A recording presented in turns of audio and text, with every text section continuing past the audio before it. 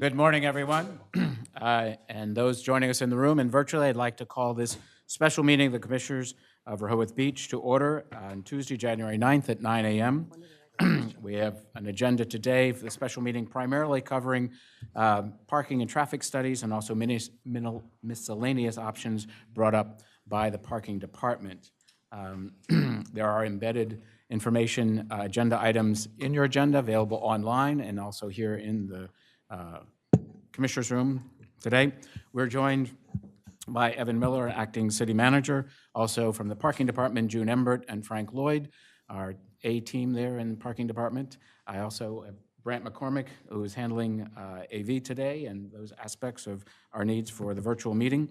We have Lynn Cohen, our Communications Specialist, also Kevin Williams, and Henry, I'm going to miss it, Matlich, our new Director of Public Works. Welcome all, and the rest of the individuals here attending in person. We would have a roll call. Commissioner? Here. Commissioner Sharp? Here. Commissioner Shanowski? Here. Commissioner Markert? Here. Mr. Bennett? Here. And Patrick Gossett here. The mayor is unable to attend today. We do have a quorum here at the meeting. I would like to turn this over to Mr. Evan Miller to bring up to date the report, partial report from the Rossi Group, which is our traffic consultant. Yes. That has made some suggestions, some near-term suggestions, what we'll be discussing today.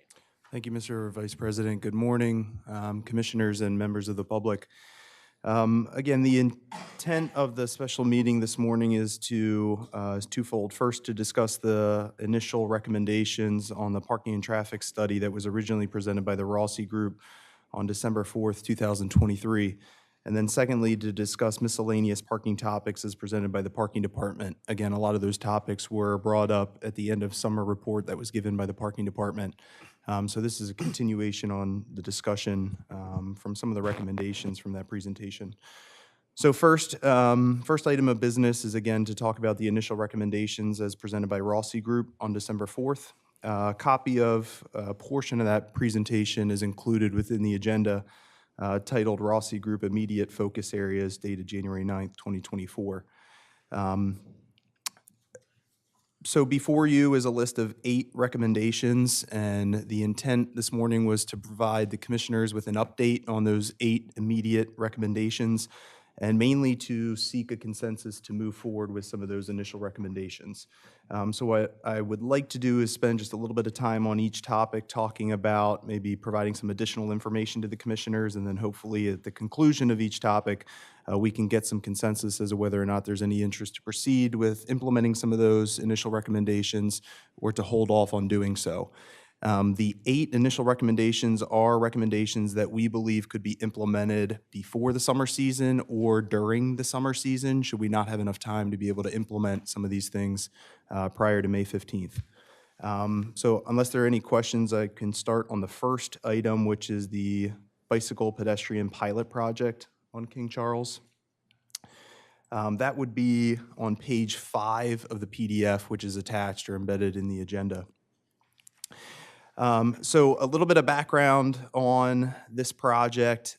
So I know myself, the Director of Public Works. I'm sure many of the commissioners have heard a lot of feedback about King Charles over the years. A lot of the feedback that I've received is there was some concerns about speeding on King Charles because the street is so wide when it converts from angled-in parking to parallel parking. So there was a concern for speed, also a concern that there is a lack of crosswalks that exist on King Charles. Obviously, King Charles can be really densely populated with pedestrians, as during the summer season, people fill up the beach blocks, the first blocks of those adjacent streets, and then people start to funnel onto King Charles and then onto the second blocks. So that leads to a lot of pedestrian traffic crossing from the second block to the first block, so crossing over King Charles to get to and from the beach. We also have received several requests, probably at this point a request for just about every single street that abuts or is adjacent to King Charles Avenue for crosswalks. We've also received requests to remove adjacent parking spaces to those intersections, mainly for the concern of sight lines from people turning onto King Charles Avenue, and also for any areas where there are crosswalks, a concern for sight lines for those pedestrians having to step out into the street a little bit to be able to see oncoming traffic. So again, heard a lot about the desire to improve sight lines. Recently, within the last 2 years, maybe we implemented a crosswalk on King Charles Avenue that required the installation of, I believe it's King Charles and Hickman. That included and Newcastle, I'm sorry. King Charles and Newcastle, that included the installation of some silent policemen, as well as the requirement to remove some of the parking spaces, only due to the required setback distances from parking and crosswalks. So the desire or the recommendation from Rossi is to implement some pilot projects. This would require the installation of temporary materials. And there's a document included in the agenda which is titled King Charles Draft Pilot. And this pilot, or the document that's included in the agenda, was prepared by Rossi Group, again, using a lot of the feedback that we provided them on everything that I just explained just a minute ago. So in the attached document, you'll see that we have proposed essentially 2 pilot projects. One would be at the intersection of King Charles and Newcastle, where there are crosswalks now. That would be the installation of temporary bump outs. So the intent here is to, again, improve sight lines for pedestrians and for vehicles turning on to King Charles Avenue from Newcastle Street, and also provide a little bit of relief for the pedestrians who are crossing King Charles Avenue at Newcastle Street. So there you can see the areas are highlighted in red. Again, those would be the installation of temporary bump outs to provide a little bit of relief and improve sight lines. Yes. Brant, if you could jump to, there's a second support document in the agenda. And while he's pulling that up, I can talk to the second pilot project, also on King Charles. That's just one street down on Stokely Street. One of the feedback that we had received, at least from one of our consulting engineers, is that, again, because King Charles Avenue is so wide, to provide a crosswalk there, really, ideally, what should be installed is a relief island in the middle of the street. This is an area that gives pedestrians a location to have some type of relief if should there be somebody in a wheelchair who can't get across the entire street timely. They can stop in the middle of King Charles, have some type of relief before proceeding through the second lane.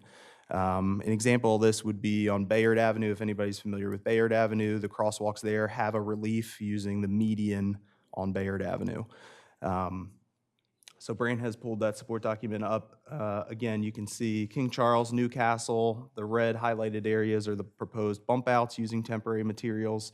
And then at the intersection of Stokely Street and King Charles, you can see the center line of the road actually expands out a little bit to provide a relief island for those pedestrians. Again, we would use that or construct that using temporary materials. So this is an initial recommendation that we would look to implement prior to the start of the summer season. And with that, I can take any questions on this recommendation.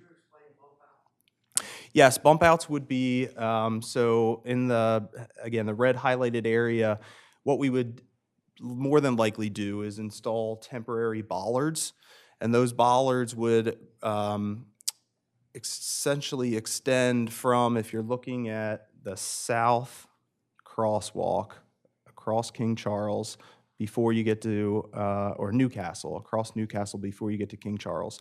The bump out would extend from the crosswalk out to the travel lane and providing a no parking area on either side of the street.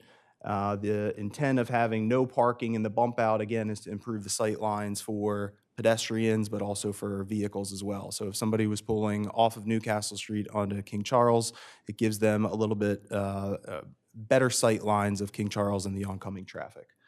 So it's essentially just a no parking area and additional space for pedestrians to stand and either wait to cross the street or to have some relief before crossing the street.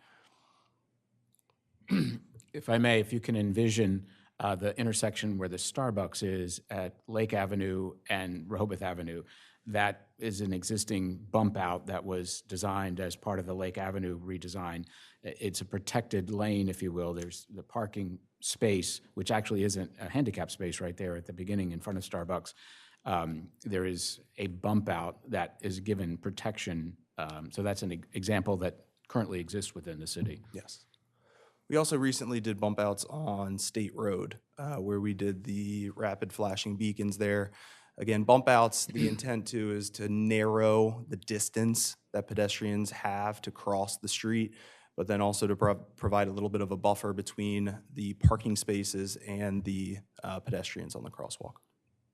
And this would be done with, as you noticed, bollards, temporary bollards, and also would that space is indicated in red also be painted or? Yes. Yes. Okay. And in doing this, what metric are we going to use to see success or failure in this? So we had some initial conversations about that actually with Rossi Group. One of the ideas that we actually threw out there was on some of the temporary materials that we use to construct the bump outs, possibly using a QR code, and the QR code could take participants to a survey, and that survey would have questions about pretty much just seeking feedback on the bump outs. Did you think it was helpful? Do you have any recommendations on what you think might make it safer? So that was one sort of idea that we had, only because we don't have the staff to be able to stand out there, you know, throughout the summer season just observing. That certainly could be a component of it. We could work with Rossi Group to see if we could make, you know, at least some staff available occasionally to go out and observe, talk with people, get some feedback. But that was one initial idea that we had, was spending some time on the street, interviewing people who happen to cross the street, getting feedback, but also the possibility of implementing a QR code with a survey. Evan, do you have any general idea of cost? At this time, no. Okay. I think if there's consensus to move forward for the pilot project, we would certainly prepare an estimated cost for that. But again, it's temporary materials, so it shouldn't be cost prohibitive by any means. Additionally, we have a technical services division that has things like a paint machine. They have silent policemen, all that stuff in inventory in stock that's available for us to use as well. So. Commissioner Markert or Bennett, Preston, Chernowski, any comments, questions, thoughts? Not yet. So if we can take this, I think, one at a time, just to, and as opposed to the whole package, is there any feelings or consensus to move forward with the temporary bump out project? I guess the way I'm thinking about it right now is trying to figure out, is there any barrier to saying yes? I'm not hearing any barrier to saying yes. So from me, I would imagine a logical step is to move forward. I mean, I see no other competing issues on King Charles. Am I right about that? So we're going to leave that parking exactly the way it is. There may be, we may have to remove a few parking spaces for the King Charles Newcastle Street, only because the red highlighted is where the bump out is. I would have to actually go out on the street and see, but I think that we potentially could lose 4 parking spaces, one at each corner of the intersection for the temporary project. And could you clarify for me, if this were to be deemed a success, would there be is the next logical step to expand it? Yes, I mean, certainly I think. And I just wanted to get the confirmation that that's a yes, because what I'm trying to think about is, as you expand this, contingent upon success, how many spots are we actually losing over the expanse of the street? And at some point, to me, we're going to have to do some kind of calculation, because we're decreasing the most criticized piece of not having enough parking. Just a follow-up question. Since Commissioner Sharp asked the question, we're keeping the parking spaces as they are. Why are we keeping them as they are? Do you mean the configuration I of do, them? I Okay. do, because, Parallel versus angled. exactly, because angled obviously provides a lot more spots. Right. And it looks like it's a very wide street, as we all know. So why are we keeping them as they are? I mean, that recommendation had been on the table for years, as I recall. I think one of the benefits of doing the pilot project on Newcastle and King Charles is that we get to see the impact of the bump outs, any benefit that could come from the bump outs for both the perpendicular spaces and the parallel spaces, because on either side of on Newcastle there, one side is perpendicular, the other is parallel. So I think by implementing the bump out, especially on that side adjacent to Newcastle where there is perpendicular parking, there could be some lessons learned from that in terms of how far ideally we need to have setbacks, how far we need to have bump outs to provide true, really good sight lines for traffic and for pedestrians where there happens to be perpendicular parking. I think certainly what could still be on the table is the possibility of implementing perpendicular parking all along King Charles. But I think this pilot project will give us some good feedback on how these bump outs impact sight lines for both the parallel parking spaces as they exist today and the perpendicular parking spaces. Should the parking configuration change in the future, I think we would have some lessons learned from this pilot project on what we could do to improve those sight lines. The feedback that I've heard and the concerns from transitioning the parallel parking to the perpendicular parking is just that, the sightline concerns. So I think that if these bump outs are proven to be a success, that certainly that option is on the table to change the parking configuration there. And Evan, just to be clear, these are very preliminary recommendations, right? Yes. When we get the final report from Rossi, it will have more comprehensive, long-term recommendations? Yes, that's correct. And Evan, just validate for me, this kind of recommendation, would it be for this season? Yes. Okay. Pose a question. Is there some kind of, Microphone, Bunker. is there some kind of minimum size for the bump out the requirement? I'm just wondering if we're trying to balance the improved pedestrian safety versus the loss of potentially 4 spaces. Is there an adjustment factor there where you could reduce it to 2 or some other kind of thing? Because I would think that in order to create a space as a launching off point, in order to be able to cross the street and everything, how much space do you need? And like, what would be the most common, 2 adults and 2 children or something like that? I'm just making that up, but I mean, I would think that there ought to be some way that you could balance that somehow. If I could just add one thing for clarity. If you look, north is to the right on this image. The northern crosswalk across King Charles we put that in last year. So we have already lost those 2 spaces that we would lose if we go with this pilot project. We had to move it back because you have to have so much clearance from a designated crosswalk. So there'd be no parking lost on the northern side of that Newcastle-King Charles intersection. I'm not as confident on the left because we didn't put it on the south because we didn't put a crosswalk there. So to add that crosswalk hatching, we may lose a parking spot on each side on the south side. But I just don't recall off the top of my head what's there now. There might be, I don't know. But so in that particular intersection, we would probably only lose 2 at the most. Okay. Thanks for clarifying. And Kevin, do you seem to recall when we installed the crosswalk, what the required Distance back? distance? Yeah. I don't. Okay. But there is a designated Right. feet distance from the crosswalk itself. It may be I don't know, I'm guessing 15 feet, but Okay.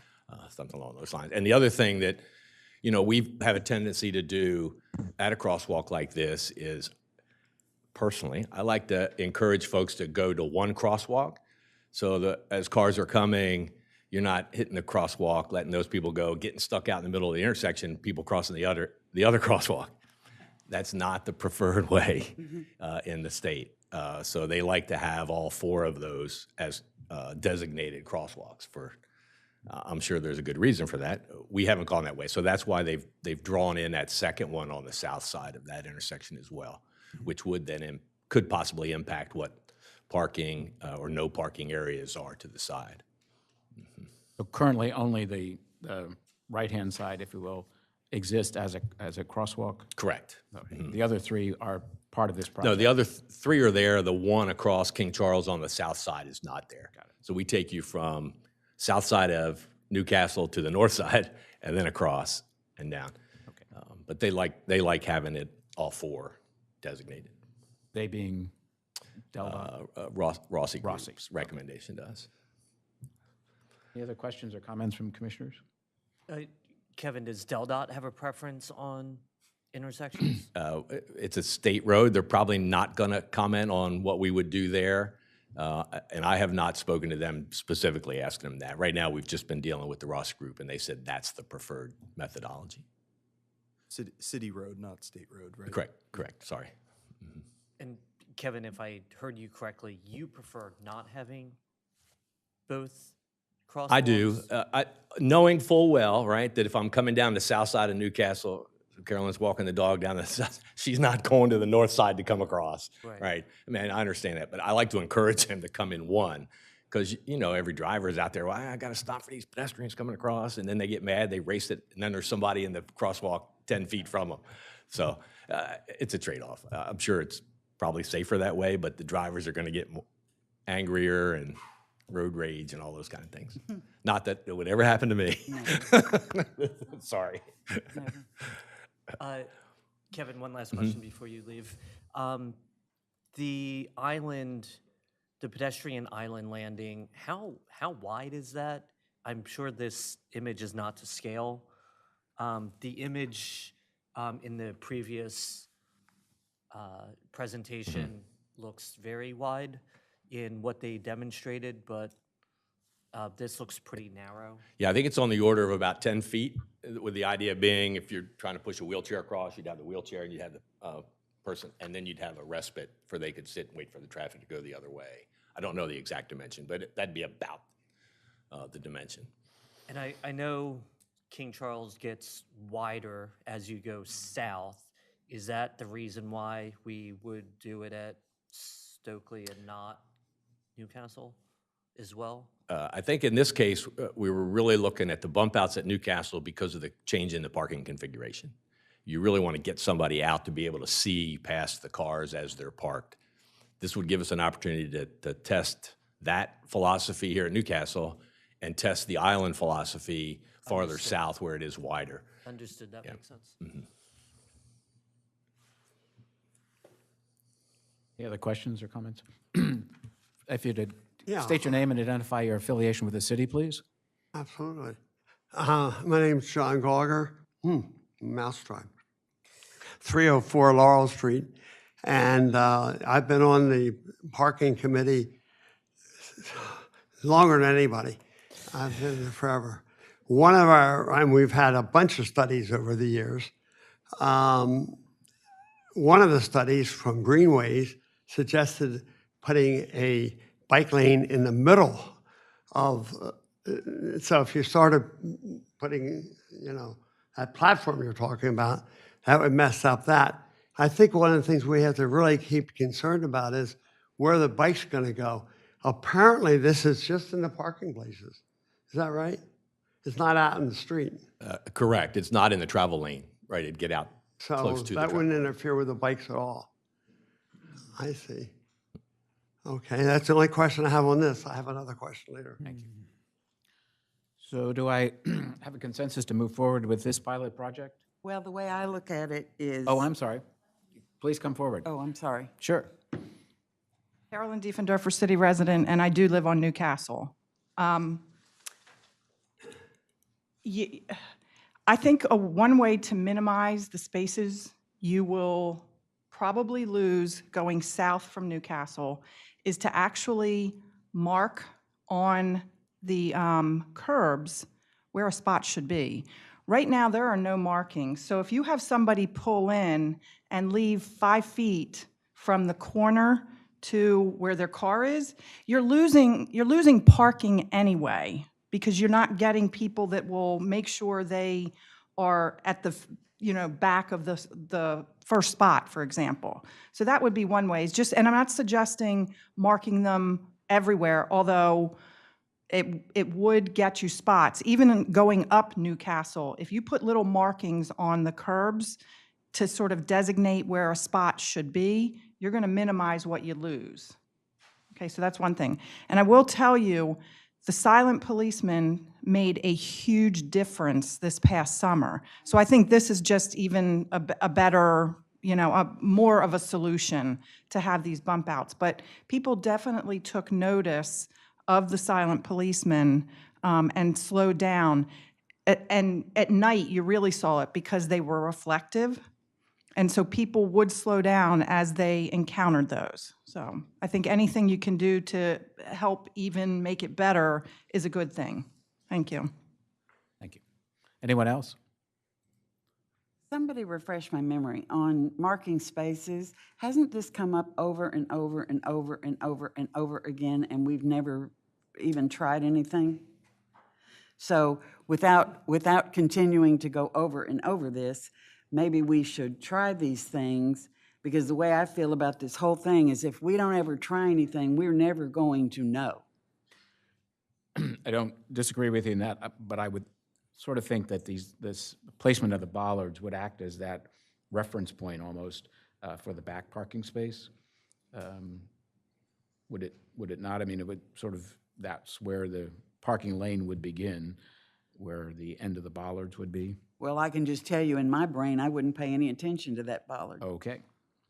I don't know about anybody else, but that's not what would trigger to me, this is where I should park. And I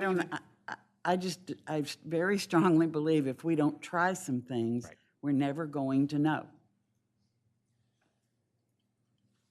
I think what we could do is temporarily mark some of the permit spaces in between the two pilot projects and see how that works. If people see those markings and adhere to those markings. The other thing that we'll have to take into consideration is that there are driveways which are indicated in yellow boxes too. So if we do mark the spaces, it might create some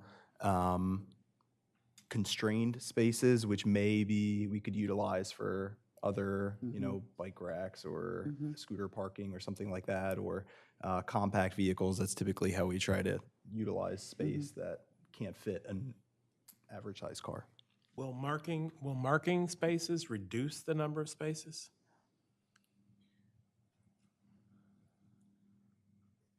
I don't I think think we'll we have know. to, I think we'll have to think we see, know. only Fair because, answer. Del Dot has standards in terms of how large Right. parallel parking spaces have to be. And certainly, at least what we have heard initially from Rossi, Kevin can correct me if I'm wrong, but what we have initially heard from Rossi is that they have found that if you do in fact mark spaces, you can lose space only because people will not park. Sometimes the spaces are larger than the vehicle itself. And so naturally you will lose some of that available space. So that's, Intuitively, that makes sense to me. Just to add, I'll give you an example. There's across the street from our house, there's a large section for cars. Depending on how you park, you're going to get 3 or 4 cars there. If you leave 2 or 3 feet from the first driveway to where the car starts, and you do that on each end, you're only getting 3 cars in there. If you mark them so that you've got to go back to where the yellow starts next to the driveway, you get 4 in there. So Sorry, do you know that for a fact? I do know that for a fact. mean, I my question watch is it. slightly different. My question is, if we mark them, we're probably going to be required to mark them to a certain standard. Yeah. And are you aware of what that is? Maybe you are. No, I don't know the standard, but I can just visually, I see it happen. If you leave, 2 or 3 feet before you start, and each car does that so that there's wide berth between the cars even, you only get 3 in there. Sense. But when you have a spot marked and you know where you can go, or you get people that know how to park, you get 4 in there. So there's definitely ways to increase the amount of parking by marking them. Will you always get the maximum? Maybe not, because of like small cars and that kind of thing. But I see it happen often right across the street. All I'm suggesting is that we think about this a little Right. holistically. And I'm not saying go down the whole street, but maybe in the block between Newcastle and Stokely, you mark it so that you get the maximum given what a standard spot is. And maybe you don't have enough for 3 standard, but you have 2 standard and a compact, something like that. But I think you're going to get more parking that way because you don't have people leaving excess space between cars or between the We can corner experiment with and that the start. To find that out. Yes. So we'll ask Yeah. to find out if there's standards to follow. Thank you. I think for sure, I think 18 feet, is that what Kevin, is it 20 22, so I'm actually going back to, again, Rossi did the Baltimore-Wilmington Avenue streetscape concept, and in there they had a table that shows the existing dimensions and the recommended minimum. The recommended minimum is based on DelDOT requirements. So parallel parking, the width, 8 feet, the length, 22 feet. Of the parallel parking spaces that we had marked, I think they were largely looking at First Street in between Rehoboth Avenue and Baltimore Avenue. For the width, we had anywhere from 6.5 to 8 feet. Again, the recommended minimum through DelDOT is 8 feet. And then the existing length that we had was anywhere from 17 to 22 feet, with the recommended minimum from DelDOT being 22 feet. So we certainly have some existing parallel spaces that have been marked that are less than what that recommended minimum are. So I could see a case where maybe additional parking could be provided if it's not marked.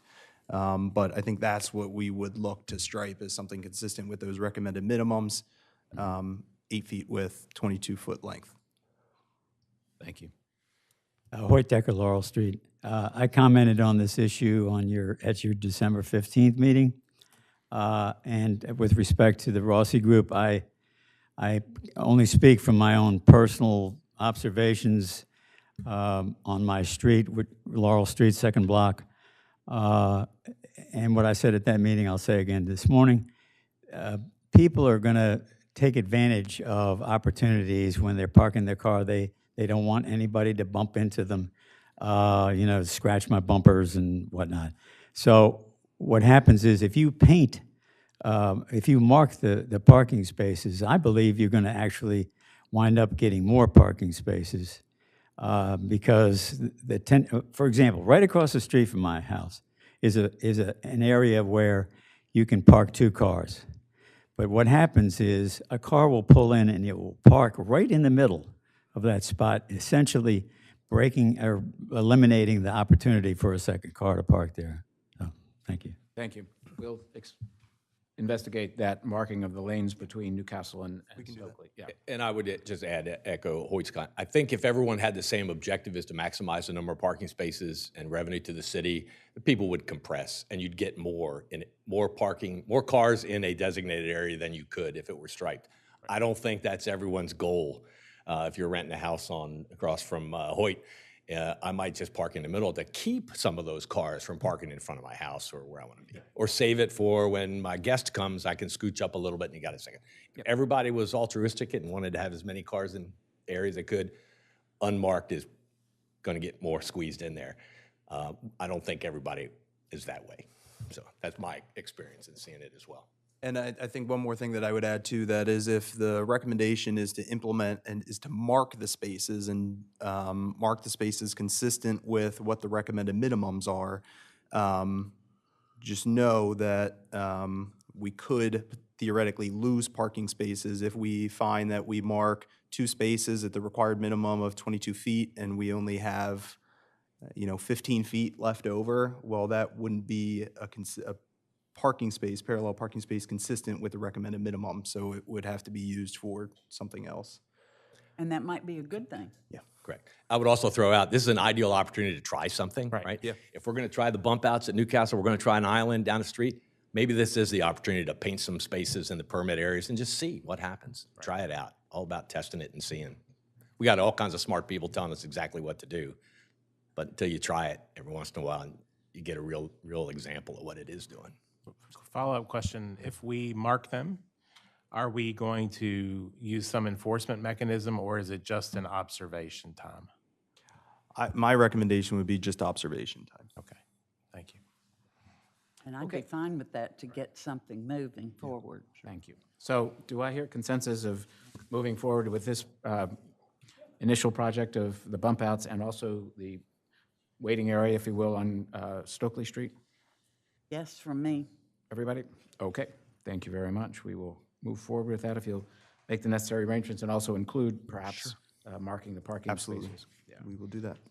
One thing I might also suggest, if you could investigate, again, the metrics to measure the success or fail of this, to see if there could be an installation of a video camera for that intersection for observations of pedestrian activity.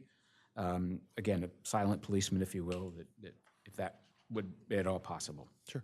Thanks. The next initial recommendation that I'd like to talk about is lead pedestrian intervals on Rehoboth Avenue. I have a little bit information update that I would like to share with the commissioners. So we have been in touch with Del Dot's Traffic Management Center because we have found out that the lead pedestrian intervals is controlled by Del Dot. It is not something that is controlled by the city. So Rossi has reached out to Del Dot's Traffic Management Center. They have some concerns about implementing the lead pedestrian intervals because they've indicated that they don't want to set a precedent. We have talked with Rossi, and our recommendation is to go to Del Dot's traffic study section and ask them to study not only lead pedestrian intervals, but the entire signal timing on Rehoboth Avenue. I think some of the Traffic Management Center's concern with the lead pedestrian intervals is that essentially what those LPIs are, lead pedestrian intervals, is that it gives pedestrians sort of a head start to cross the street before the light on Rehoboth Avenue turns green and traffic can proceed with turning right. Their concern is by implementing the lead pedestrian intervals, that's additional time that pedestrians are crossing, but the concern is that that's additional time that now vehicles are waiting at the light to then proceed to turn. So in talking with Rossi, Kevin and I, one of our recommendations was that we think it's essential to look at not just the lead pedestrian intervals, but the signal timing itself. So if pedestrians have additional time to cross, we believe that the vehicles should have that additional time to also proceed through the light. We also are unclear as to whether the signal timing changes in the off-season versus the season. So we're not sure if there is any signal timing changes that Del Dot's implementing during the summer that is not in effect in the off-season. So our recommendation is to approach the traffic study section with Del Dot and have them look at traffic timing, signal timing on Rehoboth Avenue with a particular emphasis on 1st and 2nd Streets. Only because, again, those are the city-maintained roads, that portion of Rehoboth Avenue. And it's a lot closer to the beach, so we think that there could be improvements made there if we work with the traffic study section. That's the update that I wanted to share with the commissioners, and certainly if there's consensus to allow us to move forward with the traffic study section, we will proceed down that route. I don't yet have a timeline in terms of when we could expect the study to be completed or when the results would come back, but we have had some initial discussions with them about who would be able to conduct the study, what to do with the results in terms of sending it to Del Dot, and then ultimately implementing some of those recommendations. But we will certainly need, if approved, we will need the time over the summer to conduct that study and evaluate any proposed changes. So that's all I had to share on that one. Any objection to moving forward with those communications? None from me. TBD. Thank you. Thank you. Indeed. The third initial recommendation was the installation of yield to pedestrian signs on Rehoboth Avenue. That is on slide 7 of the PDF, page 7 of the PDF. So on the screen, you'll see a copy of the MUTCD sign R19. This is a sign that was recommended to us by DelDOT to address some of the concerns that we've had about vehicles not yielding to pedestrians in, especially on Rehoboth Avenue. Just to clarify, state law requires that vehicles yield to pedestrians. The recommendation here would be to purchase and install these signs on the signal masts that extend over Rehoboth Avenue on First Street and on Second Street, and it would be in both directions, so headed east and headed west. So again, our recommendation is we would look to proceed, purchase these signs, and install these signs on the signal masts ahead of the season. I'm fine with that, but is that a state road? Are they required to put the signage up? So we actually control the signs that we put on the signal mast. So we have the, you'll recall when we did the merge wayfinding signage program, we have the big parking P with a directional arrow to direct people to other areas to pay for parking meters. We also put up the no left turns signs as well. Did we do the flashing light signs up near the the rapid hotel? flashing beacons? Yeah, Yes. so that was us? Yes. Okay. So this would be the addition of 8 signs, right? There's intersections 1, for each. 2, 3, 4 signs. 2 intersections, though.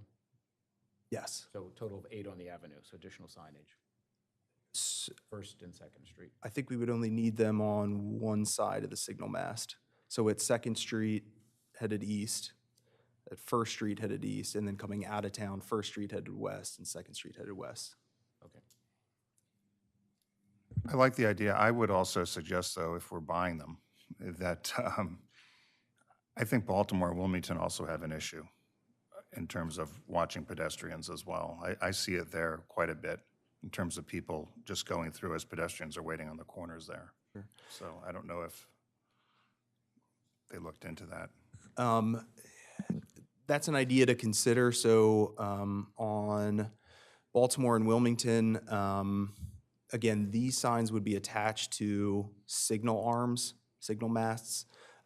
So in areas where we don't have traffic signals, the other way that these signs could be implemented, which DelDOT said that we could do, is actually install them on their own signpost.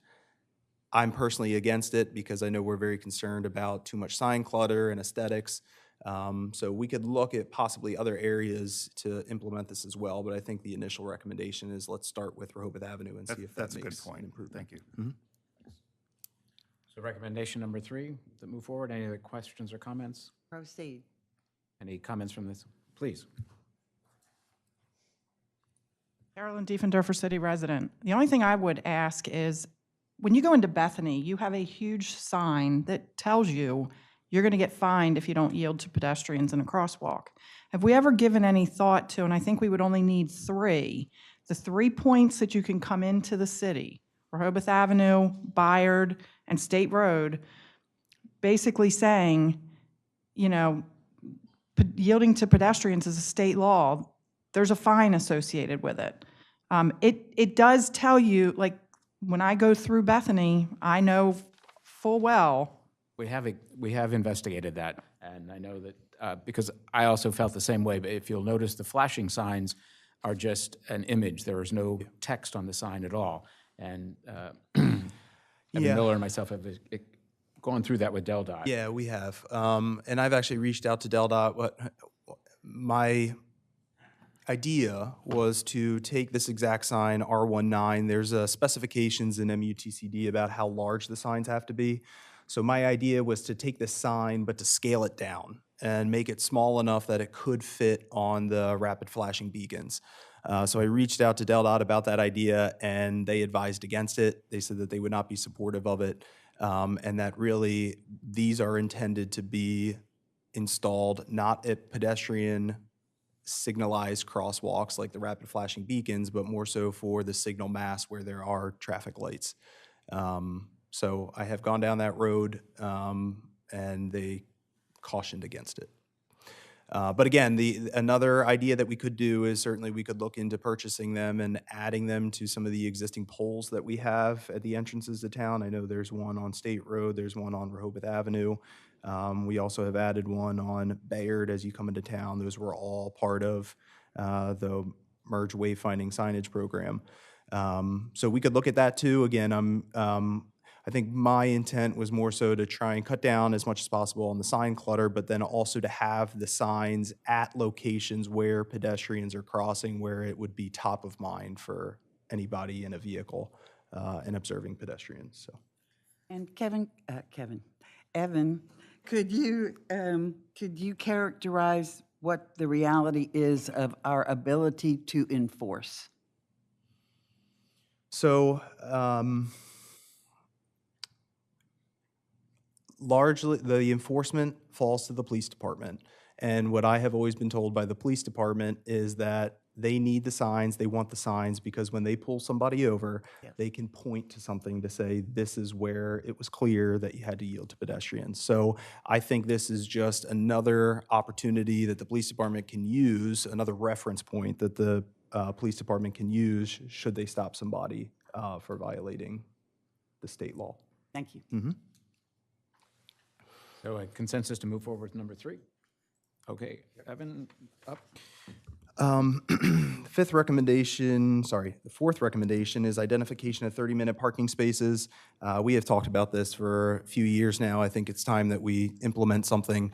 One of the things we had talked about in previous years was maybe sort of color coding some of these spaces. So looking holistically at accessible parking spaces, at 30-minute spaces, at loading zones, and possibly color coding some of these spaces. I question I'm sorry, it's 4 or 5? number 4, that is, I'm sorry, let me get you the. Four seems to include a few different things. Yes, so I want to talk just about the 30-minute parking spaces. That's page 13 of the PDF.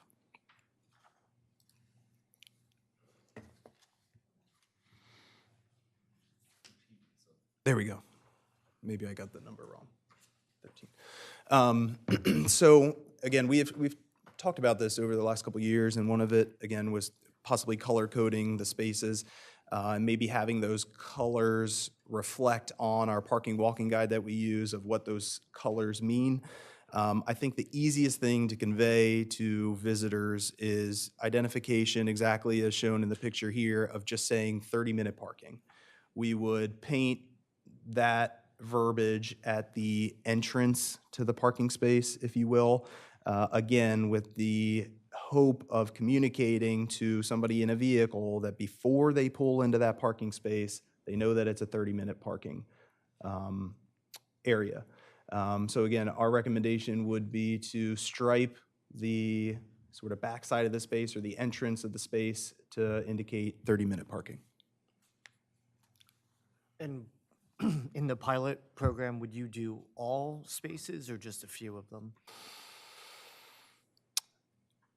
I would first focus on Rehoboth Avenue. I would consider doing all spaces. I think with parallel parking spaces, you would just do it along the side of the parking space that's adjacent, abuts the travel lane. Right. We've talked about painting the curbs or adding taller signs. I think the best thing to do is, again, to stripe the verbiage at the entrance to the space. So I guess what we would recommend is do every single 30-minute space. That's probably the best way to convey what that space is intended to be used for. That makes sense. Especially on Rehoboth Avenue, because I think most of the 30-minute signs on Rehoboth Avenue are actually waist high or lower.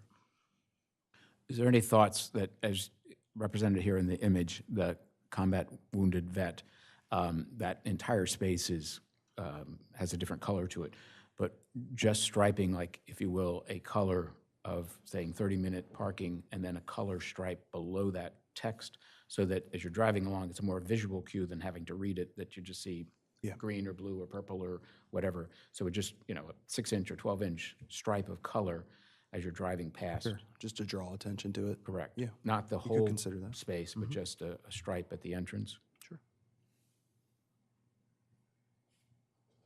And I don't know if there's a standard color indication for, and as blue as ADA, that we could adapt Yeah. that elsewhere. Hot pink. Hot pink. Ooh, I 30 like minutes that. out of here. Any comments on that from the audience or other discussions?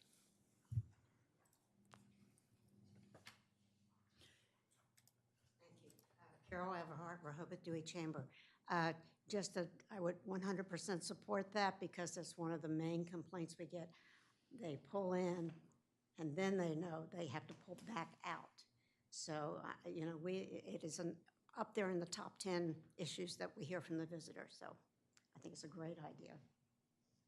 If I may, along with that, though, and this is a separate conversation, but there has been discussion in the past with regards to having those 30-minute spaces, if you will, day use only, because many of the 30-minute spaces, especially along Baltimore, are in front of restaurants that in the evening, it's commercial retail space in the day and, use of retail or restaurant in the evening.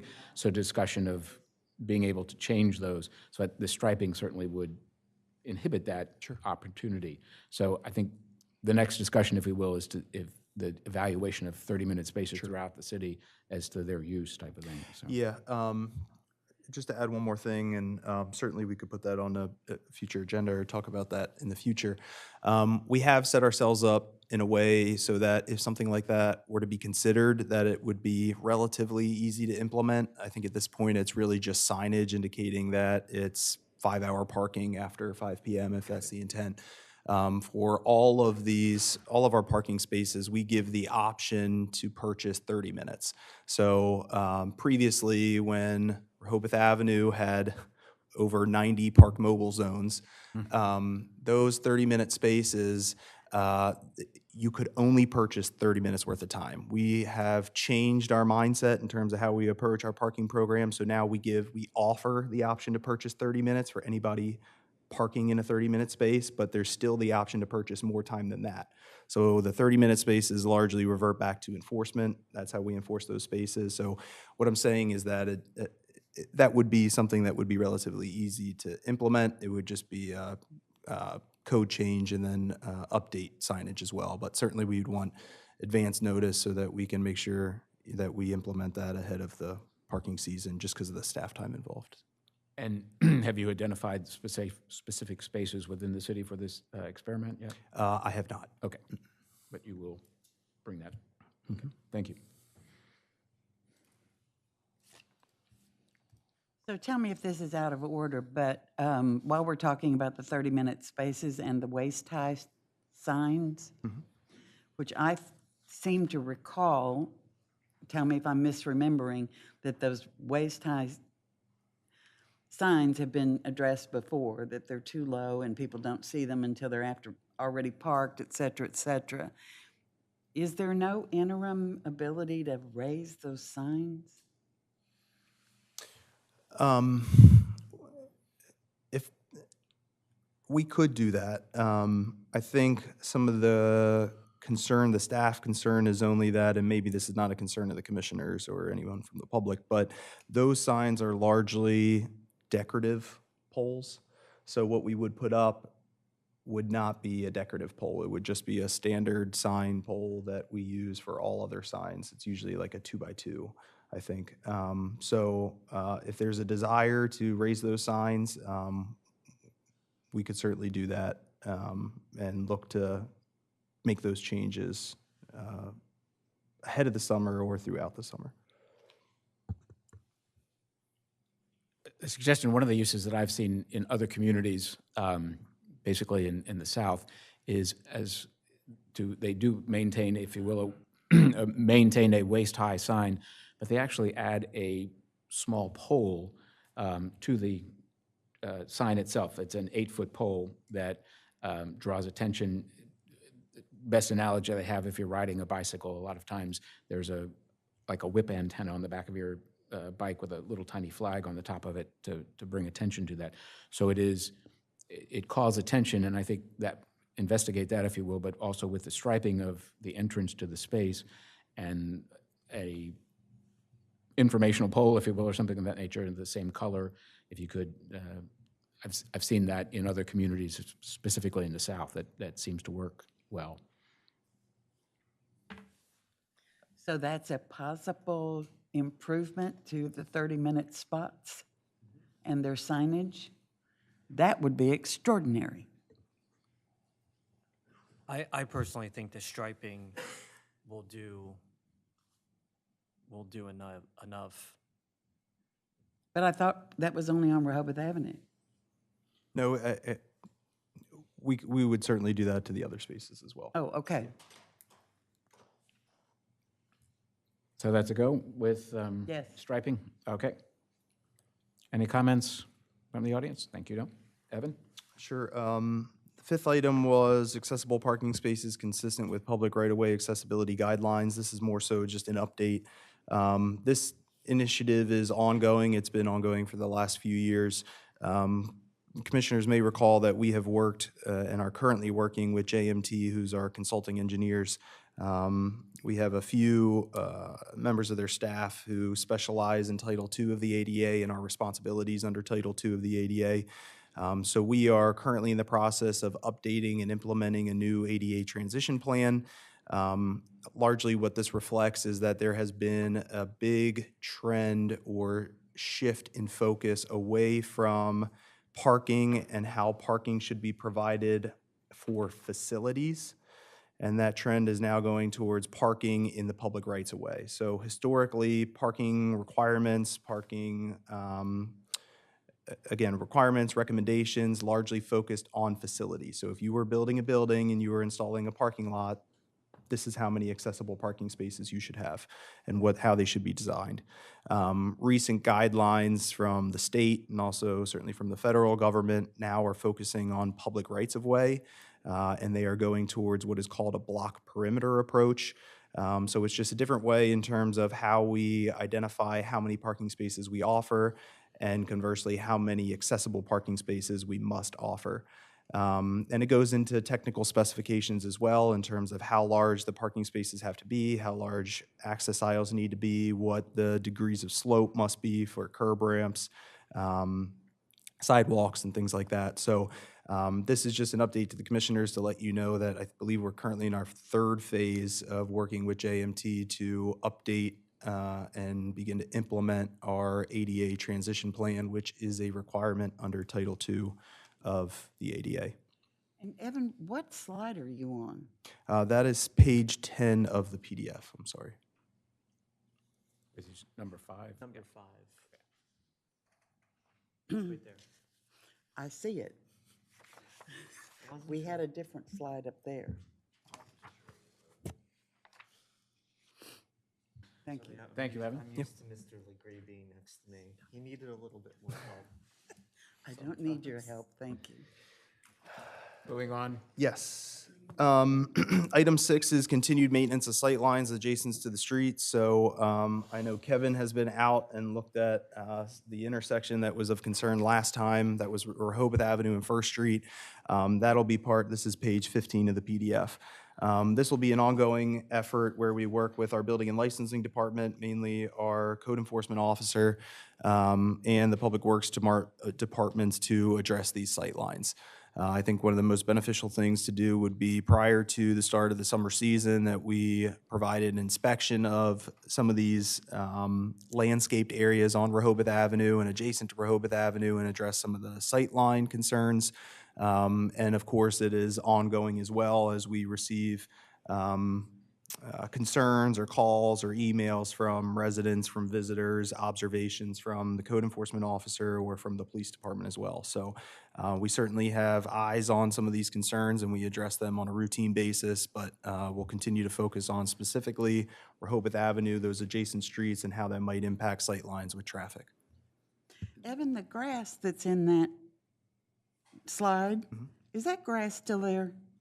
I believe, That's the one I mentioned at the last meeting, that I didn't understand why someone couldn't go out there and cut that damn thing down, pardon my expletive, because I actually sat there, and I mentioned this at the last meeting. Maybe I'm only talking in my head and nobody hears me, but it's obstructive right now. And if the solution is a piece of gardening equipment to get rid of it, what's the problem? there's no problem. We will take care of it, Commissioner. Is this under Sposato's contract for maintenance? Yes. I mean, I love your honesty. There is no problem.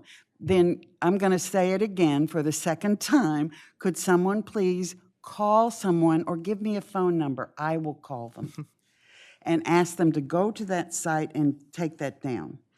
But for future, Yes. we should reconsider the plant material that's put there.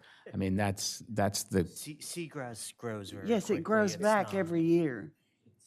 Not something that we should have. no. It should be taken out. No, it should be cut down when it's dormant. But for future, so that we don't, have to go cut it each week or 2 weeks or whatever, we should reconsider the plant material that is in that area. Understood. Yeah, so. Do we have an ordinance specifying what the sightline guidelines are? How much clear space and so on? That's what I was worried about. We really need one. Right on State Street, a fence was just put up. Now, before somebody put a fence up, they'd survey or they'd do something when they, anyway, it's blocking the view if you come off of Canal Street. You come off Canal Street and the fence is right there. I'm familiar with the I site, wish we yes. had some guidelines so we would all know, and then report these things. Because I brought this up many times, as you know, and the police department always says, well, let us know which ones. Sure. I'm sure, I'm pretty confident DelDOT has some type of requirements for sight lines. I know when we did the sign installed on State Road, that triangular L-shaped sign, that had to go through approval from DelDOT, and that was one of the things that they looked at, was concerns with sight lines. It was So, approved. yes. So we could certainly check with them and see if they might have any requirements, recommendations on maintaining sight lines. Good. Mhm. Good.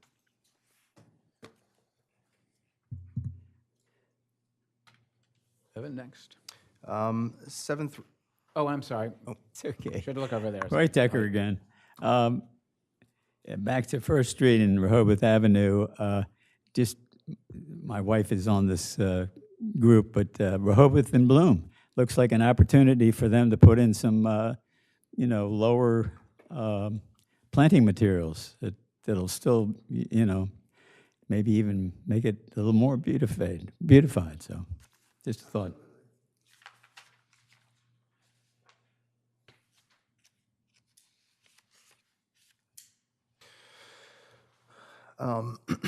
the seventh initial recommendation is the installation of walk your bike markings on the sidewalks. This is on the 12th. Yes, recommendation number 7. Depicted on the right is the current walk your bike markings that we have installed on Rehoboth Avenue. These were done a few years ago now. And these were done with a stencil that we actually borrowed from the city of Lewis, and it was done with paint.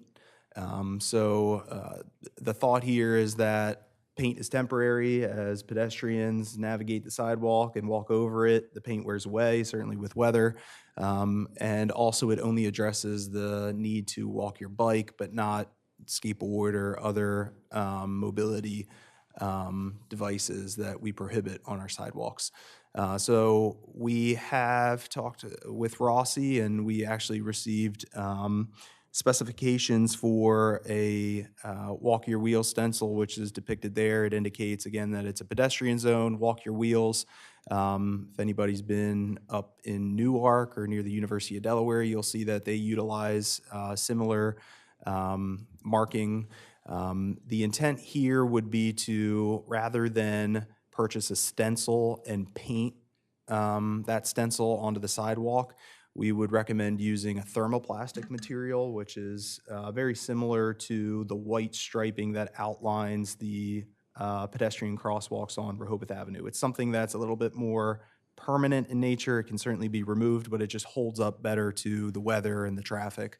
And so that would be the recommendation here, to implement the pedestrian zone stencil and use thermoplastic material so that it holds up a little bit better than the paint that we currently use.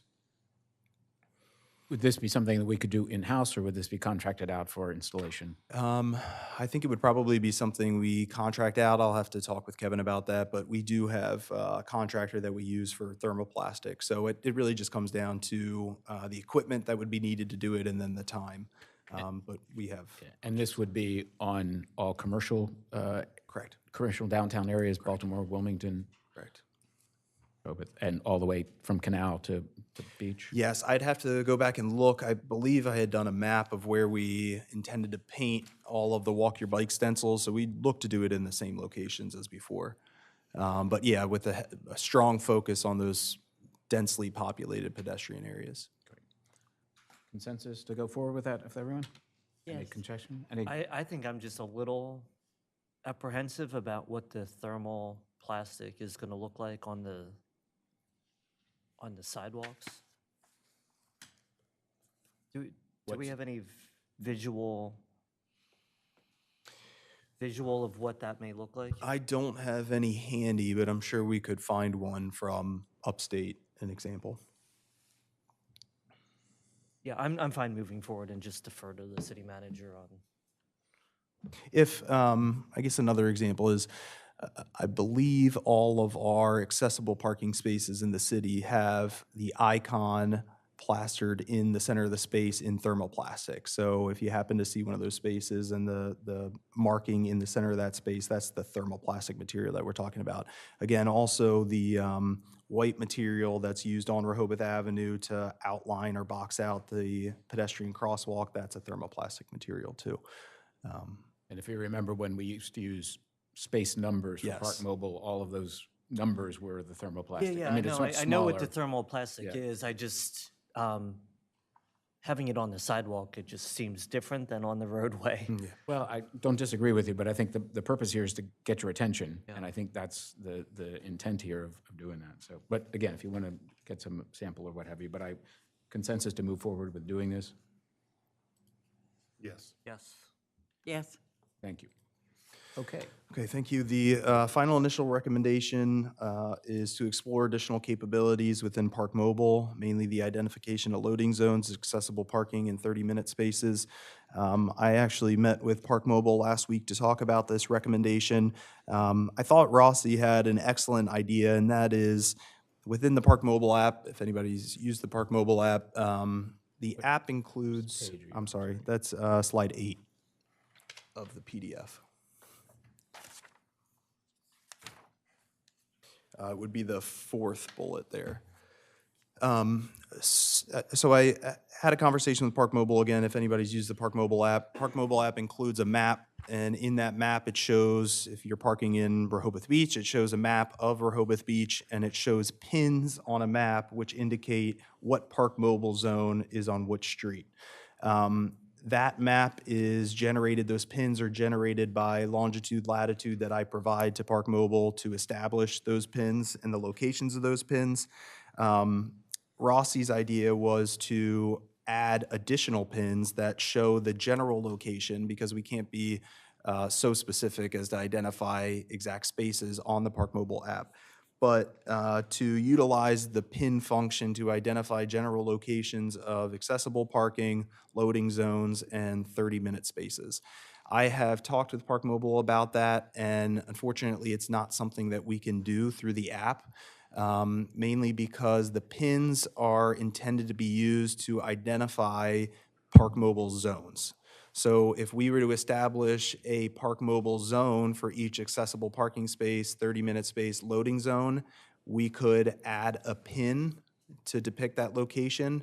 That also would create the ability to have that zone be given a description, and then in the description, we could identify it as accessible or 30-minute or loading zones. But my concern with doing that is sort of twofold. First, the LPR system is sort of geofenced. So any Park Mobile zone is plotted out on a map, and the vehicle that we use automatically detects, based on the location of the vehicle, what zone we're in. So the officers do not have to switch back and forth between the Park Mobile zones to enforce those particular zones. The challenge would be that if we create a unique Park Mobile zone for these locations, the space is just so finite, it's so small that it would be very difficult for the system, almost I would think impossible for the system to detect that new zone, enforce the 2 accessible parking spaces, and then pick up the rest of the next zone, which would be the continuation of Rehoboth Avenue in this case. The other concern is that Park Mobile currently doesn't have the ability to identify the pins any differently than they appear today. So my thought was, with accessible parking spaces, we could put pins on the map that are blue. And for loading zones, we could put pins on the map that were yellow. Right now, they're limited in their capabilities with how those pins are identified on the map. They cannot change the color, and again, they're intended for their own zone. I did have a separate conversation with them about other opportunities we might be able to use to explore to create a more holistic parking map, but I'm in the early stages of exploring that option. So right now, I just wanted to put a fine point on this to say that I have reached out to Park Mobile, and unfortunately, this is not something that we could do, though I thought it was a great idea. So we'll explore other opportunities to identify these areas in a larger parking map. And I'll take any questions on that. Any questions from the commissioners?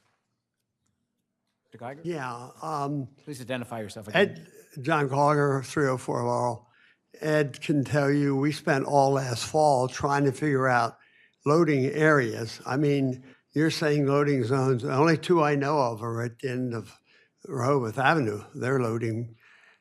I don't know if there's any others, but it was very disappointing that they didn't take a look at this and just pass it off here, consider a time and size restriction. Well, that's true. That would help, but they should have studied this.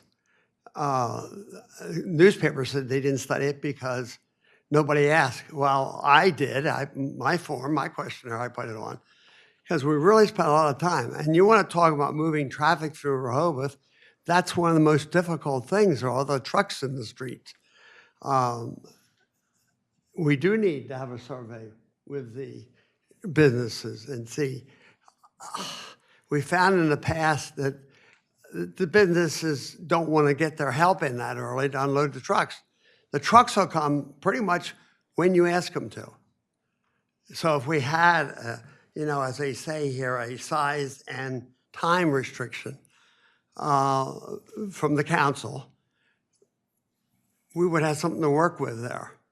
It's very difficult. We found that, you can tell them, Ed, better than I can.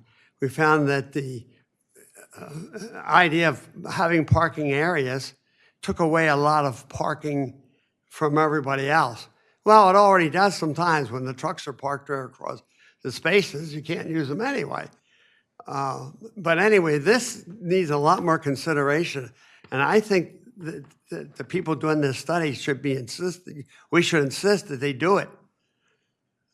And if I could just clarify, and Brant, thank you for pulling that slide up. So this is a different immediate focus area that Rossi recommended. This wasn't the intent of what I wanted to talk about today. Today it was strictly just a conversation about capabilities, other capabilities within Park Mobile.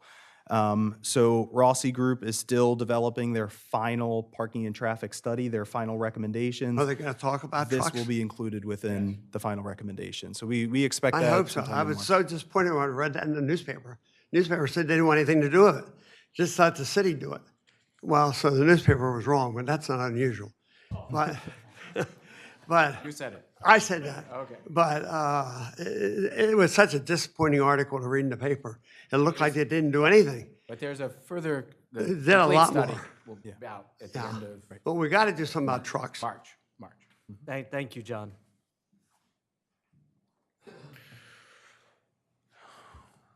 And that's all I have, Mr. Vice President, for Now, there are other areas that are talked about in the embedded, but we're going to hold that for the Correct. final Rossi study, which will be at the end of March. Correct. Okay, so we have consensus to go forward with the discussions today on all of these with a couple of questions going forward. So an overarching aspect of this that is of a concern to me, and I'm sure you will address it at this point, is overall communication plan for these changes, immediate changes within the seasons. And I don't know if you're prepared today to talk about that a little bit, or there is a plan in place, or will soon be a plan in place, but I think specifically talking about the changes on King Charles there, direct information and notification to the homeowners around that area, and then general information out to the entire city through lines in the sand or something of that nature. And then the other 2 points, and again, addressed to coming back, are we properly resourced or have the staff to accomplish these things in the time frame that we have set ourselves, and then the cost involved. Not that those should be prohibited, but just an awareness that we can accomplish these and the investment involved. Sure. Yeah, and really the intent of bringing these initial recommendations, again, you'll see in the portion of the presentation that was included that there are other initial recommendations.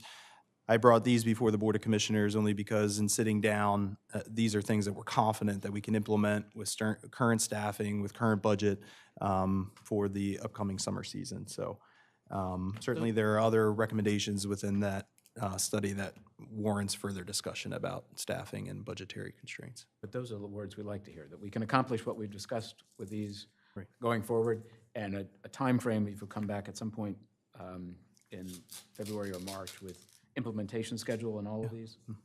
Great. Any other questions from commissioners? We have one other comment. Please identify yourself. Yes, thank you.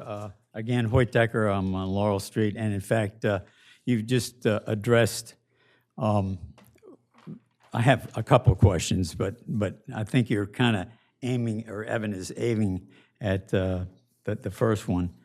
But I'd like to get just a specific answer if it's possible.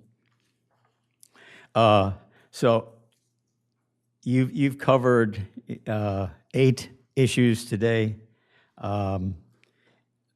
It actually is only partial of what the Rossi Group has recommended for your immediate focus areas. I'm going to give you a pass on the signal timing modifications because you did consider that at least minimally today. But I don't know, you had that number 4 item up there, parking program modifications. These are issues, again, that I addressed at your December 15 workshop.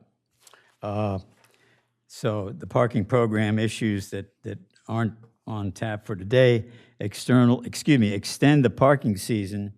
The Rossi Group suggested a May 1 to October 31 time period.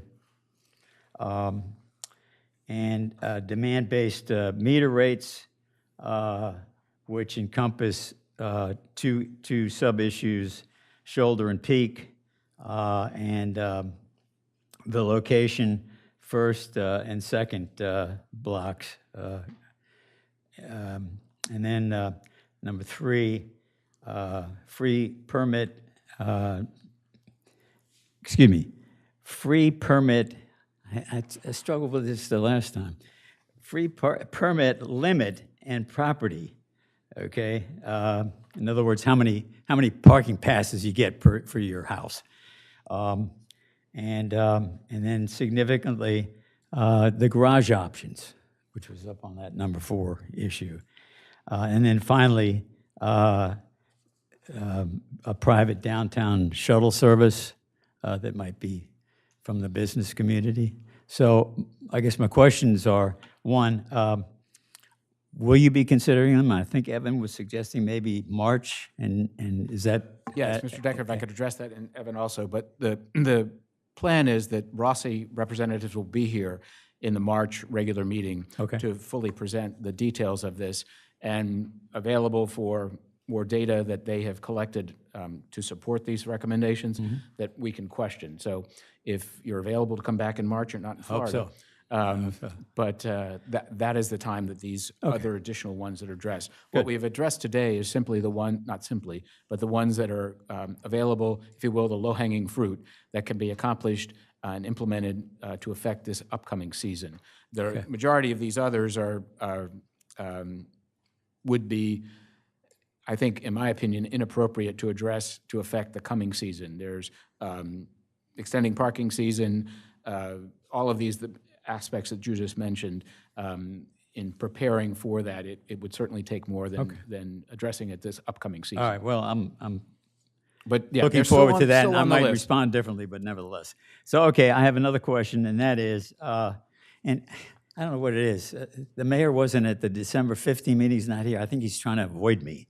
But anyway, I presented several issues at that time, and they were specifically, again, the issues that are up here: parking garage, metered parking rates and dates.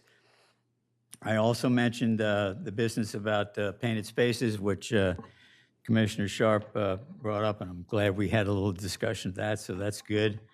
But more specifically, I'm interested to know whether you will be considering off-street parking as a matter of where properties are only limited to 2 parking places off-street, and also my primary concern for the city, and that is 15-mile-an-hour speed limits in the residential neighborhoods.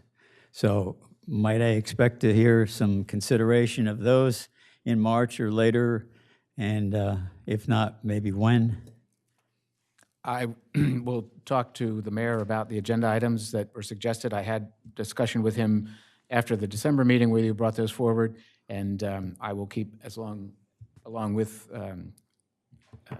Mr. Miller pushing those agenda items, because those specifically require code changes. And again, bringing those forward, the code changes, is not something that's implemented quickly. And a part of that, which I think we have been remiss in the past in making those code changes, is a communication plan about the effectiveness of this and when we're going to do it. So that goes hand in hand with those. Thank you, Patrick. Thank you. And thank you all. Thank you. Patrick, I want to note that for Mr. Decker, I have my notes from December 15th at 4 p.m. when you stood at the lectern and went over five topics, of which he's just reiterated. And I want to make sure that I'm carrying around this parking document, because the note that I just made for myself is the Rossi Group coming back in March prohibits us from making some changes for the 2024 season, but on a positive note, it enables us to make changes for 2025. So I want to be very crystal clear that I'm going to continue. I'm developing a history of bringing the same things up over and over and over again. So you can count on it that I will be right there behind you trying to push that we need to address these things, make decisions, and move forward. An effective calendar of implementation is what's required. Yes. And we have to look not only this current season, but future seasons on many of these aspects. Yes. So I don't Yes. disagree with you at all. Thank Any other you. questions or comments? Just a comment on Just Commissioner. again, for the record, please identify yourself I'm again. sorry, Hoyt Decker, I still live on Laurel Street. A response to Commissioner Sharp, I asked that the paper that I submitted to you guys on the 15th be forwarded to Rossi Group. I assume that's been done, so. Yes, it is. Yes. Any other questions or comments from the audience of this? If not, Evan, we'll move on to the second part of our agenda. Thank you. I appreciate Hoyt's comments because actually one of the points that he brought up is something that is on the agenda that we'll talk about now. And this ties back to parking program modifications, which Hoyt mentioned. So Rossi Group's recommendation to consider modifying permit and space allocations, particularly at Deauville Beach parking lot. So again, that was a recommendation as part of the Rossi Group. This has also been a recommendation that I have heard from the parking department in probably the 5 or 6 years I've been with the city. First on the agenda for this part of the agenda, the miscellaneous parking topics as presented by the parking department, is to discuss establishing a new parking program for the Deauville Beach parking lot. I can try and sort of recap history, and June and Frank can correct me if I'm wrong. So prior to, was it 2018 or 2018, Deauville Beach was its own parking entity. So what does that mean? Anybody who was parking at Deauville Beach needed to purchase a Deauville Beach parking pass. In 2018, there was a code modification that was made to change that and allow anybody with a parking permit to park down at Deauville Beach. So we have adapted to that change mainly by, again, accepting permits regardless of where they've been acquired, whether it's a free permit that's been acquired by a property owner that the city gives out for free, or whether it's a permit that's been purchased at the parking department or on Bayard Avenue, on Rehoboth Avenue for a day, for a weekend, for a week, or even for a season. But additionally, we've also continued to sell parking permits at Deauville Beach. And what we've seen is that obviously by opening up Deauville Beach to anybody with a parking permit, that has led to some traffic, some congestion issues, but it's also created some barriers to us for implementing the technology that we've invested in and have implemented over the last 4 years, mainly being the license plate recognition. The commissioners, several of the commissioners who have been on the commission for a few years will also recall that we have also discussed for the last few years the desire to implement sort of a virtual parking permit program, so get away from the physical permit and go towards a virtual permit. This is consistent with the license plate recognition technology and the capabilities that we currently have. And so the recommendation before you, and I'll turn it over to June and Frank in just a minute, the recommendation before you today is to reconsider the Deauville Beach parking program that we currently have down there. And ultimately, the recommendation is to revert Deauville Beach parking lot back to its own entity. So requiring a Deauville Beach parking permit to park at Deauville Beach. So with that being said, I'll turn it over to June and Frank if they'd like to provide some additional information. Did pretty good, Evan. Just pull the mic a little closer to you, June, if you wouldn't mind. Thank you. Thank you. So Evan covered just about everything that we're thinking about, and we would like to establish it, Deauville Beach being its own entity and doing away with the attendance at the gate. So this should free up like the traffic jams that we're seeing on the weekends and having to utilize the police officers. And we really want to, like Evan said, go forward with the LPR technology that we have in place and to reevaluate maybe some of the existing costs. And that would fall back into what we're looking at. So I'm getting confused, excuse me.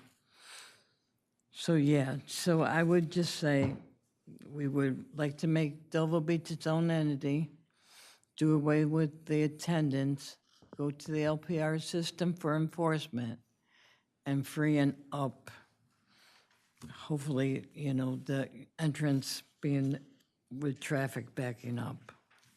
And I'll add just a little bit to that because June references the attendance that we have. So we employ 2 seasonal parking permit sales folks down at Deauville Beach. Their job is to sell parking permits to anybody who does not have a parking permit entering the lot. But if somebody enters the lot, they have a parking permit, they just let them through. So those are 2 employees that we employ. They work down there every single day, all day that the parking lot is open. And again, their main job is to sell the permits, but then also verify that anybody entering the lot has a permit. The desire to revert Deauville Beach back to its own entity enables us to do a few things. First, it allows us to slowly transition those permit sales folks away from Deauville Beach. So I think what we would look to do, at least for the first year, is to retain either one or both of those individuals just purely for communication purposes, communicating the change in the program, and we can utilize how often we do that. But certainly we'd want to convey this change to the public and why it's being made and what they can do when they're parking down at Deauville Beach. Again, reverting Deauville to its own entities enables us to slowly transition out some of the staff. It also enables us to implement something that we've seen a huge trend in, and that is the migration towards Park Mobile. So right now, because we accept a physical permit down at Deauville Beach, we cannot implement Park Mobile. So by enabling Deauville Beach to become its own parking entity, we can establish Deauville Beach as its own Park Mobile zone. And with that being said, we could also implement the license plate recognition technology, and that would be used to enforce Deauville Beach parking lot via the vehicles that we've invested in or handheld devices by walking enforcement, should they be near that area. Additionally, we would be able to utilize the meter more often. Right now, the meter was installed, you'll recall, down at Deauville Beach to accept credit card transactions because the attendant down there has no means of accepting credit card payments. So they deal in cash. And so the best way to implement an ability for people to pay via credit card was to put a parking meter down there, which we have done. The challenge with still having the virtual permit through the parking meter and having the physical permit is that it creates an enforcement challenge. We're unable to enforce via LPR because, again, that's all license plate based. So if they patrol the lot, they scan the license plate, they find that there's no paid time in the system, they have to get out and physically check for a physical permit. Drastically slows down the enforcement time.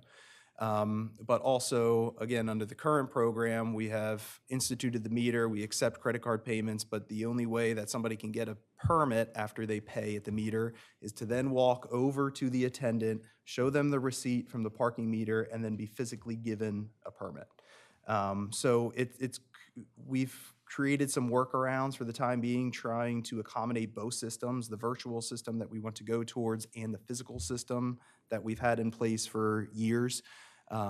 So that's a little bit more information in terms of some of the challenges that we're currently facing. And then June alluded to the traffic and congestion concerns. Obviously, with an attendant at the lot, they are stopping traffic as they come in, verifying that they have a permit. If they don't have a permit, they're selling the permit.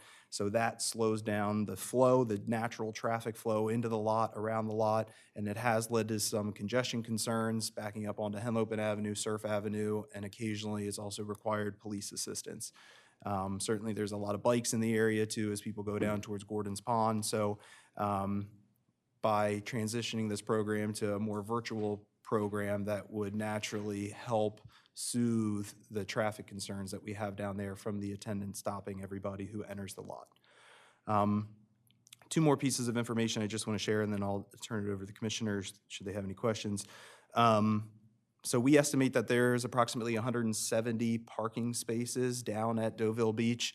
That was one of the capital investments that we made in Deauville Beach last year, 2 years ago, and that was the installation of parking bumpers. So identification of parking spaces so that we know first exactly how many spaces are down at Deauville, but then we could also control the traffic and the parking at the lot. With that being said, we issued last year in 2023, it's included in the slide just above this one, over 10,000 parking permits free to property owners pursuant to the city code. So What does that mean? Again, by allowing anybody with a parking permit, they can park down at Deauville Beach. So when we made that change back in 2018, we essentially opened up this parking lot to over 10,000, and that's just seasonal parking permit holders, over 10,000 individuals. So you can imagine that that increased a lot of the traffic that we see down there as well. Clarification, is that transferable or non-transferable? Those are both transferable and non-transferable. And that excludes any free permits issued as a result of obtaining a business license, as well as any free permit issued for scooters as well. Well, I'm not hearing that there was anything that was successful about the change that was made to Deauville Beach. I think, if I remember correctly, the parking department and Evan, probably you particularly, wanted to make this change, wanted to keep it as being its own entity way back when we changed it. Yeah. The reason why we allowed people with parking passes to park there, because there were quite a few residents, I think mostly from Schoolview, that wanted to, that go to Deauville, that go there, that drive there, you know, because they live in Schoolview. And I think that's why at the time we made the change. But I think hearing the negative impacts it's had, I think we should move forward with the recommendation. I understand you need to make change, but I don't like taking anything away from the residents because we have so little, I think, benefit that I hear often from residents. Is there a way that because there are the transferable and non-transferable, is there a way that the non-transferable people could park there? So this point came up, I think, 2 years ago when we introduced this topic to the commission. And yes, we could implement a program where it's a hybrid approach, but it still creates barriers to us because we are ineffectively using the technology that we've implemented. So if we accept the transferables or non-transferables, whatever the desire might be, it still results in the enforcement staff having to physically check every single vehicle in the lot for a permit. Because if they scan the license plate and they find that they haven't been paid through Park Mobile or through the parking meter, they must get out, walk to the front of the vehicle, again, because there's the head-in parking requirement, walk to the front of the vehicle and check for a permit. So our desire is not to do a hybrid approach because it just still retains some of the barriers that we have towards implementing the virtual program that we want to have and effectively enforce. But they're going to take the cars down there and check anyway, correct? Correct. I mean, is there a way, I'm making it up, you can tell me if I'm crazy, 20 parking spaces are for residents that are labeled for residents only or something to that effect, that it makes it far easier than, excuse me, far easier than checking every car? It's just 20. I don't know how many people are taking advantage of the residents, but I do know they do, and I do know there's a number of elderly on my street that take advantage of it, and we're close to the beach. So I would hate to not, because what, in effect, is what you're saying, you would, now everybody would have to buy a permit to park there, right? Yeah, I'd have to rethink that. A number of reserved spots isn't a bad idea. Well, it would be easier for enforcement, I think, if About you said there's 20 or, I don't know what the It would number be, is. yes. Maybe it's 10. I don't know what the right number is, but at least it allows us to service the residents that way. I don't know if anyone agrees. Yeah, 20 spaces would be like 10% of the inventory there, a little more, so. Would it make sense for Deauville to have a higher concentration of handicap accessibility? I'm just wondering, I'm just thinking in terms of like who really benefits from having a parking space near the beach? You know, and I'm thinking of I would think the first order would be people who, you know, need handicap accessibility. I know it's like a little bit of a, I don't know how difficult it is to get somebody over the dune there. Quite. I don't know if that's an impediment or not, I'm not Well, sure. the parking lot alone being sand and gravel, wheelchair does not work. Yeah. Right, well, but I'm wondering about those other Even with- ones with the kind of ballooning Even tires with on them and stuff. canes or what have you, to walk a non-solid surface is a health issue in the sense that you Yeah, potentially cause more harm than good. You could fall, you could Right. become unstable. It's also, there's not physical, but also mental issues to deal with when on an unstable surface like that. So Okay. I don't think that that's, you don't think, okay, a- I'm just curious if that would make sense. Yeah, and typically, the Public Works Department puts a lot of effort in terms of maintaining what we identify as sort of the desirable dune crossings for persons with disabilities. So we also have Laurel Street is always my recommendation for anybody that needs an accessible parking space. We have like 8 or 9 parking spaces, accessible parking spaces that are flush to the sidewalk, lead directly to the boardwalk, and then are adjacent to the accessible dune crossing that we maintain and implement too. So I think in terms of preference, Laurel Street is typically where we try to push people, or anywhere that's a lot closer to the beach. And as Mr. Vice Chair mentioned, the challenges with the dune crossings there at Deauville Beach, but especially the parking lot because it's not paved. and also the aspect of having beach accessible wheelchairs is not available at Deauville. I mean, we have them available at the lifeguard shack and also down at Laurel, I believe it is. Correct. So just a focus point on that. Okay. Do we have any statistics on the percentage of people that utilize this parking lot that had a pass rather than buying the daily do not. pass? Only because we'd have to track every single person who enters into the lot, whether we sold them a permit or whether they had a permit already.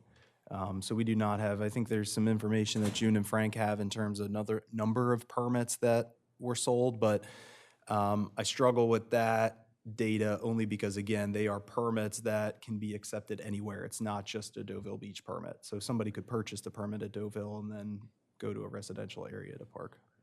So if I'm understanding Commissioner Bennett's suggestion is that if 20 reserved spots, use that number hypothetically at the point, but an individual with a either transferable or non-transferable permit or resident permanent non-transferable permit only, was there a distinguishment? I would say the non-transferable, because otherwise it's just you're handing them out like candy, right? I mean, it's, I agree with you, yeah. Yeah. And if, again, everybody that is a resident, if you go down to Baltimore or Wilmington or any other parking in the city, you're paying. I mean, it's not well, I would change that too, but that's just me. Well, Well, one thing at a time. I'm glad you brought that up because I'm not against what you're suggesting at all, but you just hit on, well, what about every other street? Because I'm having a little bit of a struggle with why just Deauville? So to me, it comes down to that's either a perk potentially for everyone. I think it's a perk for residents with a non-transferable. But limited to Deauville. Well, no, I think, if you wanted to open it up to other streets, I think that, I just understand enforcement may be an issue, but Yes. I hear over and over again that we continue to make lots of new rules along the way, but never seem to take the residents into consideration. They seem to be the last ones that we have concern with. just for, Evan, you might want to consider this, I don't know. That in Provincetown, they have implemented almost exactly what Commissioner Bennett is suggesting in the public parking lots where you pay, Park Mobile pay. If you are a resident and you have the right to a non-transferable pass, if you will, which all residents do, you can park in that parking lot or in any space in the town for a period of time. Let's say May to September or May to October. I don't know what the dates are. That's a huge benefit to residents. And I do think that it's something we ought to consider. But the reason I raise it here is because somehow they've figured out how to manage enforcement of this in a Deauville Beach situation, that's all. just a couple comments that I want to offer. So we just bear in mind too that we also sell non-transferable permits as well. So those permits aren't only given to property owners. We sell those as well. So it would be hard under the current program to distinguish whether you're a property owner or whether you're a visitor just that happened to purchase a non-transferable. The other thing that I would just mention for some consideration is I'm aware of a neighboring municipality that had some preliminary discussions about this in terms of providing sort of free parking spaces to property owners. And from my understanding from the story is that there have been some concerns at the state level about creating barriers to visitors, public members having access to the boardwalk or to the beach. And mainly that if you create some barriers to allowing anybody to have access to those amenities, that you could call into question grant funding or federal assistance for things like beach nourishment. So.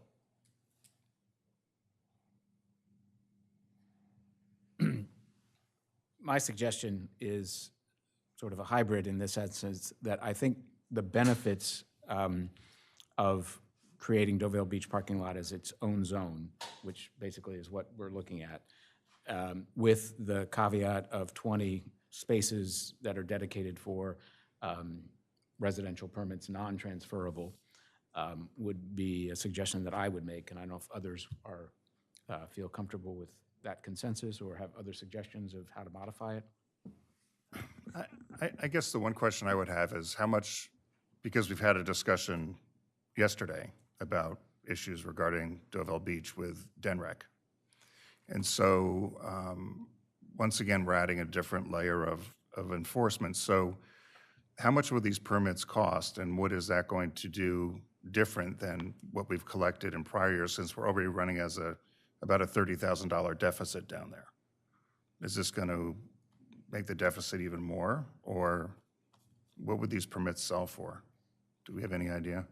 No, we don't have a recommendation at this time. I think that's something for the Board of Commissioners to consider. But I think, this is an opportunity to reevaluate the program, the parking program there, and then try and potentially that could be a desire, is that we want to try and recoup some of the expenses that we're spending to maintain the lot and to provide the services, or it could just be a wash. We want to offer the parking lot, but, we're going to adjust the rate accordingly. To either cover expenses or bring in additional revenue. But would it, we have the capability of setting a different rate per zone in Park Mobile. But I think, to be frank, we are beyond sort of the information period of making a change in the hourly rate for the upcoming season with a distinguished zone of having another rate, which I call concierge parking. I mean, you're basically steps to the beach if you park at Deauville. Yeah. But you're still, whether you park in front of Royal Farms at the museum or you park at Ocean's Block, you're paying the same rate currently. So in order to consider, zoned rate changes or something of that nature, I think we're too far into the potential season for information, communication, publications to make those type of changes. What I heard you say, and maybe I'm incorrect in that assumption, is that this zone would just be another zone for Park Mobile at the same rate. So this Be an would hourly be rate. Yeah, so this would actually be the first time that we would implement what Park Mobile refers to as flat rate pricing. So this is a unique opportunity for us because this gives the parking staff sort of dipping our toe into what a virtual permit program, how it could operate and how we could implement it. So Park Mobile does give the option to sell sort of a daily permit, and that's what the flat rate pricing option would be. To your point, Commissioner, I think it's late to start talking about changing rates, especially different rates in different zones for the entire metered area. But because this change would be a new zone, we're starting fresh. And it wouldn't be anything that would be burdensome because it's just adding a new Park Mobile zone. We have worked with Park Mobile in the past where they actually provide us with the signs, so we don't have to pay for them, we don't have to manufacture them. We just need consensus on what we want to do, and then we can proceed with implementing it. So certainly, the rate that we would charge down at Deauville Beach is on the table for discussion and consideration. And if I'm hearing you correctly, so there's a Park Mobile station down there already? There's a parking meter down there, yes. So if you just pull in, you can go in and you can pay and park. So is that what you're recommending, or? Yeah, so what we are recommending is to first implement the Park Mobile Zone. Again, Park Mobile is the mobile app that allows you to pay via the phone, but also to install, we have to talk about it, but maybe 1 or 2 more meters, and we've also considered maybe reallocating some of the meters. So in some areas in the city where we think we may have too many meters in one location, repurposing it down at Deauville Beach. But yes, we want to add more meters at Deauville so that if somebody does not have the Park Mobile app or does not want to download the Park Mobile app, they can still go to the meter and purchase the same permit for the same rate. And then I have a question overall. This is Commissioner Gossett had mentioned, and I believe you concurred a couple of times, that we're too late to discuss parking fees for the upcoming season. When should we have that discussion, since we seem to have missed it last year? I think a lot of it depends on what the discussions entail, but my recommendation is anything that revolves around changing the length of the season or rates or variable rates depending on zone, we should start talking about it during the summer. Only because the chamber has their visitor's guide that they do. We do our parking walking guide, which I think usually gets finalized around February. Plus all of the staff time associated with the signage, the stickers on the meter, but also the configuration of the meters themselves and the configuration of Park Mobile. So there's a lot of work that goes on behind the scenes, and also the communication that we'd want to give to the public to make them well aware of the changes that are coming up for the next season. So I think what we have talked about, talked a little bit about it before, is Rossi's report is expected around March. That is when we would begin to talk about some of these changes, as Commissioner Sharp had mentioned, for implementation in 2025. That gives us ample time to reach some consensus, decide exactly what we want to do, and then communicate those changes and then implement the changes. And I think what I'm trying to get straight in my head, that as soon as Rossi comes back in March, we will be almost finished with our upcoming budget discussions. But it enables us to actually get a jump start on the next budget for whatever the 26, yeah. 26, yes, so that we don't have any of these. It's just a jump start to more pre-planning, Right. which we're not really doing very well now, because we are. Sometimes I feel like we are letting print deadlines Yes. drive us in a world of virtual communications. And that, I think, is going to have to be transitioned over time. And I see, Carol, you're in agreement that I understand everything about print deadlines, but as we go forward, we need to have that as a lesser driver for us, I believe. So as we go into this budget cycle, it seems like we need to be very cognizant, to your point, Commissioner Bennett, of exactly where we need to be rate-wise and any other revenue-connected issue as we pass the upcoming budget. Not that we're passing that change, but we are passing maybe a consensus on where the rates are going and what the philosophy that underpins those rates is going to be. Does that make any sense? No, I appreciate that. I just was under the impression that with the Rossi study that we were also going to discuss for the upcoming season. I did not realize we were discussing 2025, which was new information to me. So I appreciate it. Thank you. The other thing that I'd add, Commissioner Sharp, and to your point, I think it's a combination of occasionally the publication deadlines, but also the budget deadlines. I have been in years past in, budget meetings where we start to talk about parking changes during the budget discussions. And at that point, we scramble a little bit just to try and forecast what we can expect in terms of revenue, but then we also scramble because we have to budget for those expenses for any changes to the season, whether it's signage or anything. We have to budget for those expenses, and then come April 1st, that leaves us with a month and a half of available budget to procure, install, and test Right. any changes. So that, I think it's a combination of the print deadlines, but also sometimes the budget where the conversations need to happen before both of those things. Well, and maybe I'm overly optimistic, but if we do this right this year, isn't this just a one-year catch-up kind of discussion? If we continue to follow that planning. Well, there's nothing that prevents us from following that planning. So Agree with you. we have to be more judicious in holding our own feet to the fire, that while we're doing the upcoming budget, we are already setting the framework, if you will, for the next budget. I mean, I can do two things at one time. I can hold two thoughts at one time. So I don't see any barriers to doing this. It's a matter of will. Am I the only one that thinks that? No, Okay. not at all. Well, the silence is, sometimes silence to me indicates you're looking at me like I have two heads. Not true. Thank you. I'm affirming via silence. Thank you.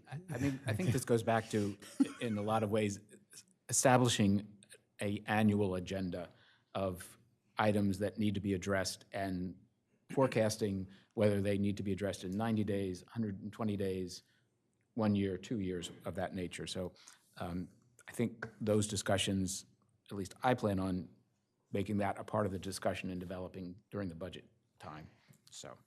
So back to Deauville Beach here. Just a little confirmation. Do we have any comments? Please, identify yourself.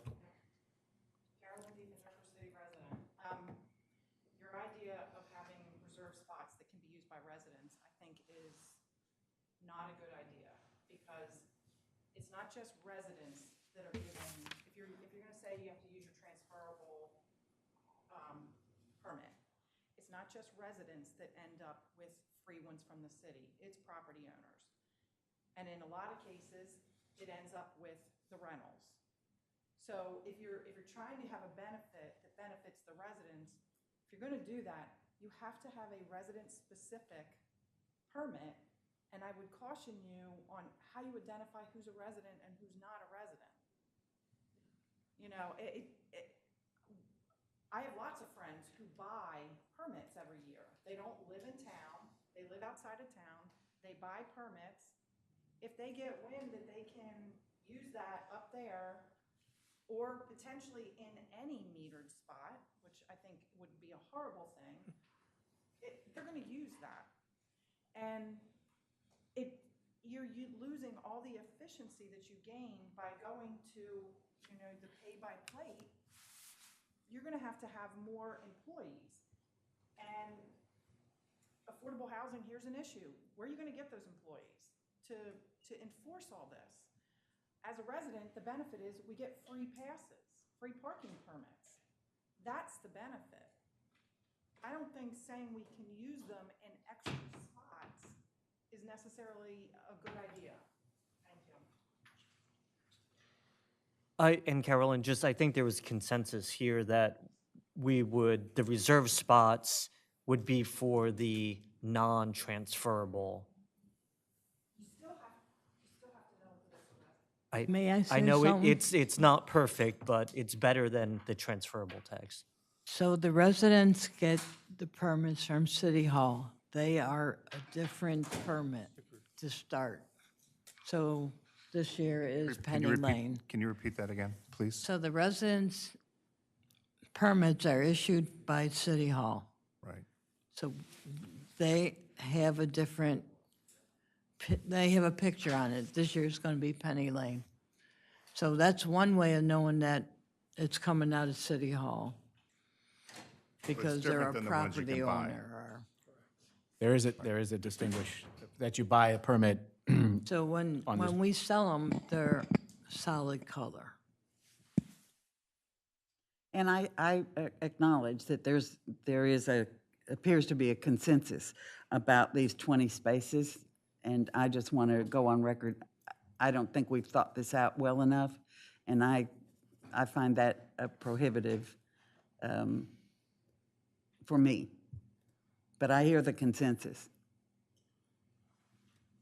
You don't like it because, I don't like it because I'm having trouble, as I said before, if this could exist at Deauville, why wouldn't it exist all over town?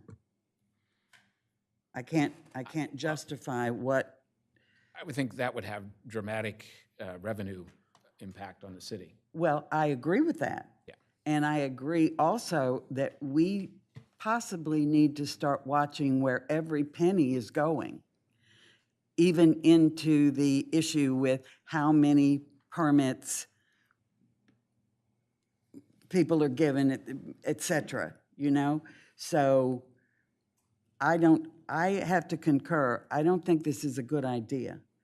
Because if you want a clean system that's easily enforceable and understood, make it clean. The first time you start putting in exceptions, I think muddies the waters. It's either one way or another, not there's a middle path here. So Commissioner, are you in favor of making the change, the recommended change, just not including Yes. the 20 spots? Yes. I could be in favor of that too. Although I do understand, you know, Commissioner Bennett, I think you talked about some of your neighbors, and I know people from Schoolview that drive there, and I think that's why we originally allowed permits to, and we're gonna piss some people off, but I think we need a clean system. And I appreciate that, but there are other people in Schoolview who would like to have a residential area to park on Newcastle and the boardwalk. I don't see the difference. One's on one side of town, one's on the other side of town, so what? But if you start making that, let me put it this way. As a resident of the south side of town, if you do this, I'm going to be not happy because it's not extended to the folks in my area of neighborhood. And also the comment that Mr. Miller made with regards to the DENREC and federal grant, I mean, that's something, we know the Deauville Beach lease agreement is something that we're currently reinvestigating. So I think that would overshadow us at this point in time.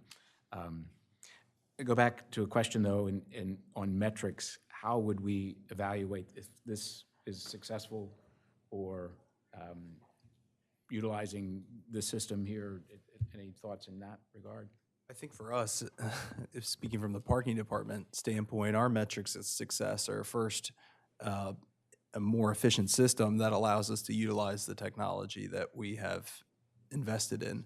I think we have seen the benefits of the system we've implemented, both from an efficiency standpoint, but also from just feedback from the staff in terms of, you know, it's made the entire operations a lot more efficient. So I think our gauge of success is just the fact that, you know, making this change will enable us to enforce the way that we do any other area of town. So if you will, if I may, help me better understand the phrase Deauville Beach parking permit. That differs than just pulling in and paying an hourly rate? Yeah, so under this program, it would be a daily rate offered at Deauville Beach. The only option is to purchase the daily permit, regardless of what time you come into the lot, whether it's first thing in the morning or in the afternoon, the daily rate is available all day.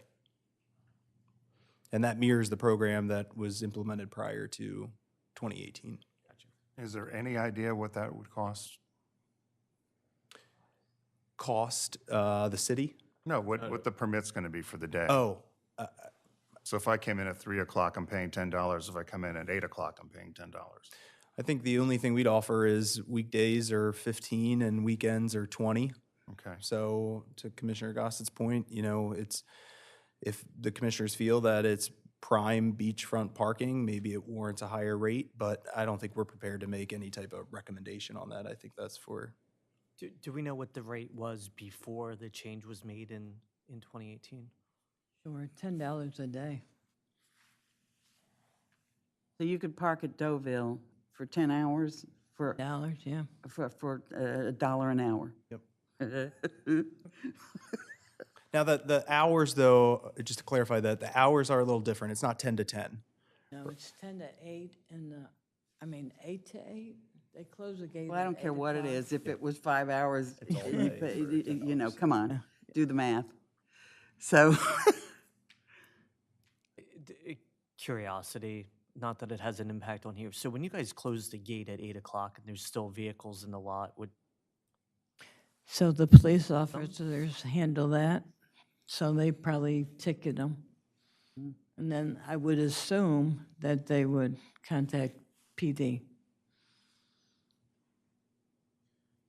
but doesn't this get all the way back in a circular motion here to Commissioner Bennett's comments over time of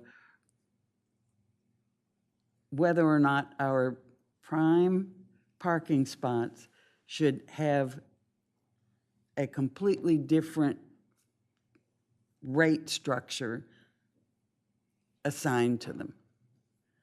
You park at beachfront or you park, a mile away? Yeah, Yeah, it's all the same. yeah. It's an airport. Yep.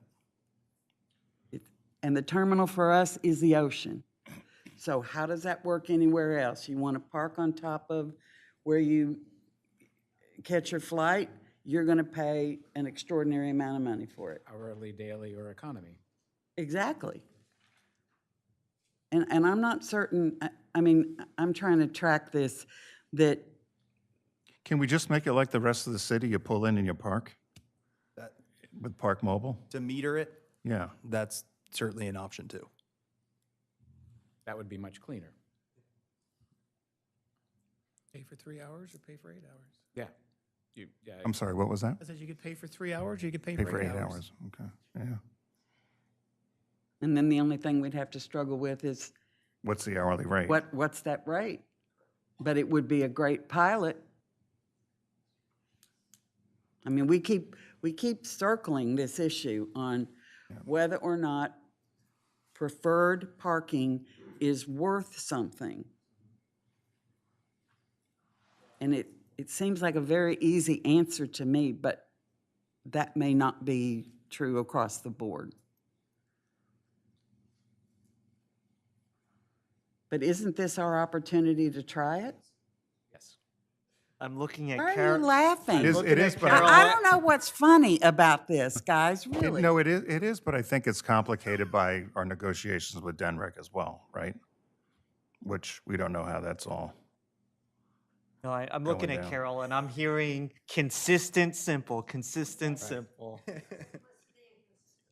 Again, I think for ease, if you will, to maintain the $3 an hour citywide parking at this time. But as you had suggested, Commissioner Sharp, the discussions at the Rossi Group and the budget Yeah. preparing for 2025 of hourly, daily economy type of scaling on parking is the time to implement that. But this would provide us the opportunity that it would be I won't say simple, but a change that we could distinguish Deauville as a different pricing, hourly or daily or what have you. And I think it's all wrapped up together, and we just need to make the decision for implementation for the 2025 season. And we should have plenty of time, as you said. So what happens in 2024? It becomes an hourly, just like any other space in the city. Would that be the?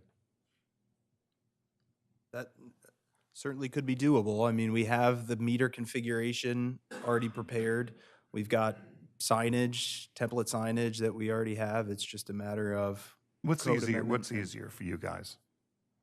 The hourly or this? Hourly is what we've got the most experience in, so I would say that that would be the most simple thing We for us seem to to do. always be Band-Aiding things and backing into, which is illegal. Again, it's simple, clean, it's just available parking at this time. Perhaps 2025, that will be a different issue, implementation, but that discussion will happen during budget times or August this time. But this will also then allow us the going into a virtual system, is that correct? With this? Yeah, that is one benefit of A lot. trying to retain the permit, is that it is sort of our first experiment with a virtual permit program. So again, it'd be the first time we implement a flat rate pricing structure down at Deauville, but But to sacrifice that to make it more have consistent. the system working as designed, we could possibly look at another opportunity for a flat zone in the city in preparation for 2025. Is it possible, or do they offer anything like a variable rate? What I'm envisioning is if you had like a permit that had like a chip on it or a transponder or something like that, that when you drove your car on the lot, you're paying parking. You don't have to fill anything out. You're just there. You're in proximity and the meter's running. And depending on when you show up, that rate may be low, it may be high or whatever. But it's basically like concierge parking. And I'm just wondering, would we have that capacity, or do they offer that capacity?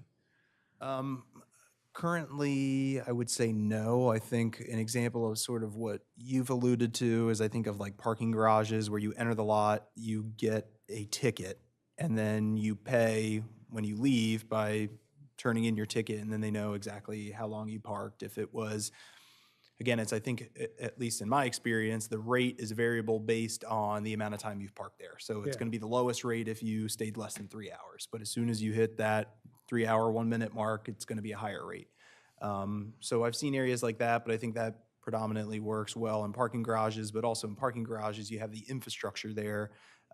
Should you want to implement things like space counters or Yeah, anything. but I'm just saying, is that the lot is not that big, and I'm just wondering if there's, the facility would exist, that effectively you're in proximity to a station of some kind that would recognize that your car's on the lot.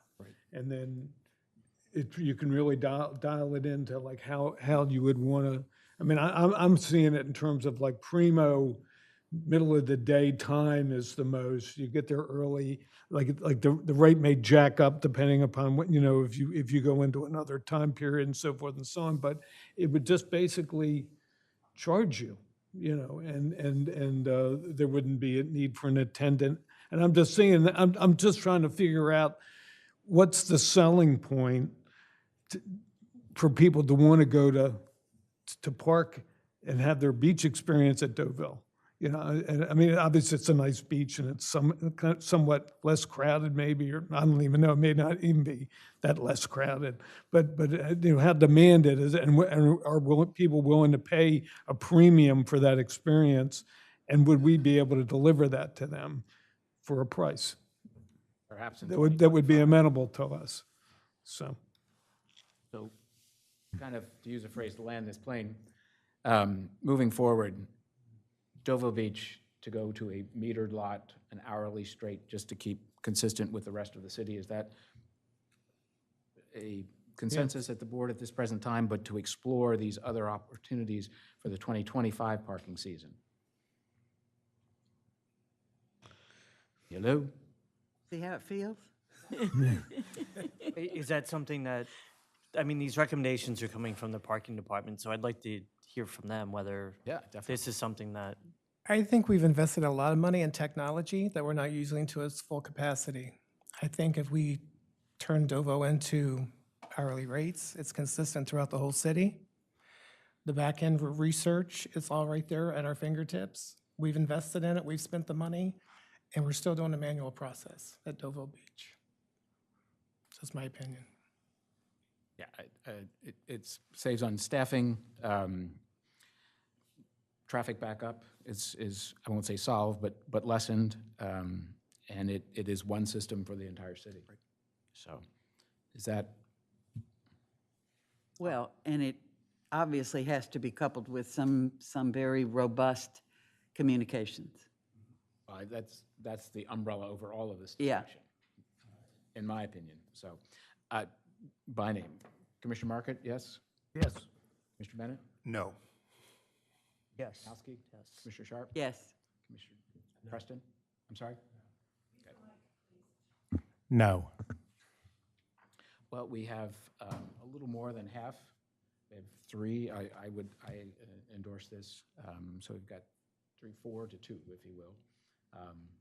Could you express your No, concerns? I don't like the idea of us taking away anything from the residents. And I think this does. And so that's why I'm not for it. For the same reason, and just to add to that, I've experienced from another town that's similar to this town where they have figured this out and do give residents, and they identify residents by the property tax payer, and you get a little sticker that you put in your window, and it lasts for X number of months, and then it goes away.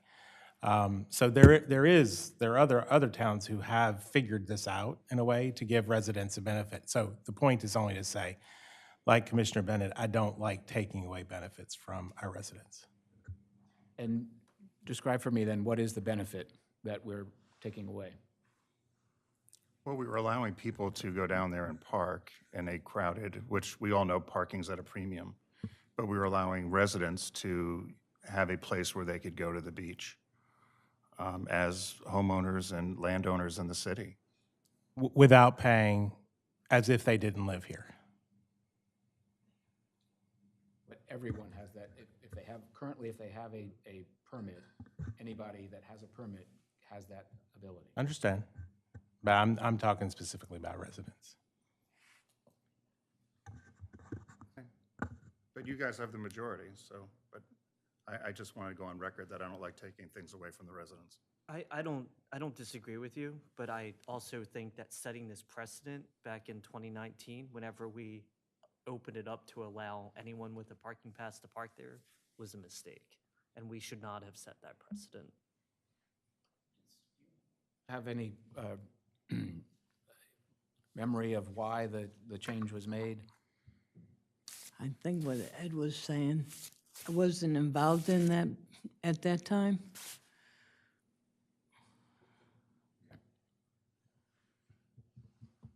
Well, I think the majority, we have decided that this is something to move forward with. And again, you have the metrics. I'm a little hesitant on the metrics other than a good feeling. I would like to see if we could monitor this in some other manner. I'm not sure of how to do that. Perhaps Rossi could assist us. But again, as been said, we've invested in the technology. Each parking meter is approximately how much? 5,000. 5,000 LPRs. We have vehicles. It is a consistent opportunity, and I think for the good of the whole, this is the way to proceed. Just to be clear, this meeting is for discussion. We will be voting on these at the next we will regular have to meeting. draft an ordinance that comes before Right. the commissioners to consider, because Deauville Beach is specified in the code, chapter 92. So there will be another opportunity for comments on this. But at least we have some consensus to move forward, and we'll draft that ordinance for consideration at a future meeting. I don't know that we'll have it ready for the 19th, but we can look at the February workshop meeting. So have a path forward on that. Yes. Thank you. Next up. The next is a recommendation by the Parking Department to eliminate the scooter parking permit application. I will turn it over to them to address this recommendation. So a little background is when this ordinance was created, the commissioners decided that in order to obtain a moped scooter permit, you had to fill out an application form. This was back in 2013. So at that time, the parkers or the purchasers come in, they fill out the form, and our team verifies the information to make sure it's a moped, and then we file it. So we have stacks of paper that we don't use after that process. So we are asking to eliminate the form because this is regulated by DMV. If it's a moped and it falls in a certain criteria, that you are going to get a moped license plate. So anything that has MC or is a motorcycle, because you have like 55, I think it is. 55 cc. Yeah, 55 cc's or less to qualify as a moped. So, and we do relay that to the purchaser, that if you do buy a moped or scooter permit, that these are what is recommended, and if you are above this, you are going to get a citation, be cited for having a scooter permit. So the recommendation here, just to put a fine point on it, is to just eliminate the requirement that anybody who wants to obtain a scooter parking permit, eliminate the requirement that they have to fill out a form. Because we have them fill out the form, I think largely the intent of having them fill out the form was so we had more information on the license plate that was on the scooter, but we understand that DMV regulates what is a moped, what isn't a moped, so naturally, by the DMV issuing the license plate, we know what is eligible for a scooter permit and what is not. So it's just elimination of the form that we do not use for any other purpose. To me, this is a no-brainer. I would support it. Yeah. Thank you. Thank you.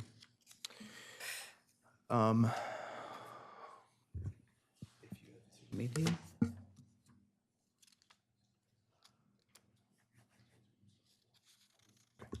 The next recommendation is to consolidate the weekday daily and weekend daily permit into a single permit, and I'll turn this over to the parking department representatives.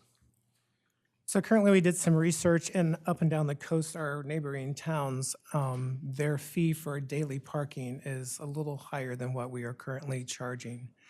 We do have 2 permits today, so Monday through Friday, we offer a daily permit for $15. Saturday and Sunday, we offer one for $20. So basically, it's a daily permit. It's just issued different times of the week. So we would look at just having one permit, one fee as a daily rate, eliminate the weekend daily, because we're just going to sell a daily pass, no matter what day of the week it is. That way, it will save us a little cost in purchasing permits, but we would have one permit. We'll probably sell about the same amount of permits because we're consolidating. But if we make that $20 per day, or if you decide that is not high enough, just by raising the dailies to $20, that's about a $40,000 revenue increase for the year, just by the $5 increment. Comments? This is something to implement for this season. This could be implemented because currently we have not gave the go-ahead on the ones that have the prices on them for the permits for the season. So this is in the wing, waiting for us to make a decision, or the commissioners to make that decision, and we can get that ball rolling. We will eliminate the weekend daily and just have one daily pass at a specific rate. And I do want to say that we are one of the cheapest towns because our neighboring southern cities are a little higher than we are, price-wise. Example of a little higher being, 25 and 30 a day. that's in That's south Bethany of and us. Bethany and Dewey. And Dewey's in talks right now about, they're in budget talks, so that could change to a little higher.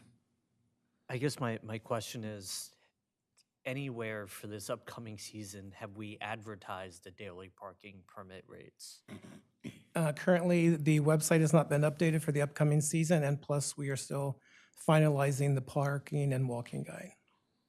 So mechanically, just to order the permit, do we have to know the rate? Correct.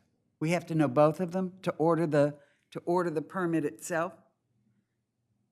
I don't see the dollar amount on the permit. On the permit, if you notice the daily, it says 15. Oh, I do, I'm sorry, I see it. It's just easier for the team in the field to know when they're selling these, that, you know, they're selling the right permit.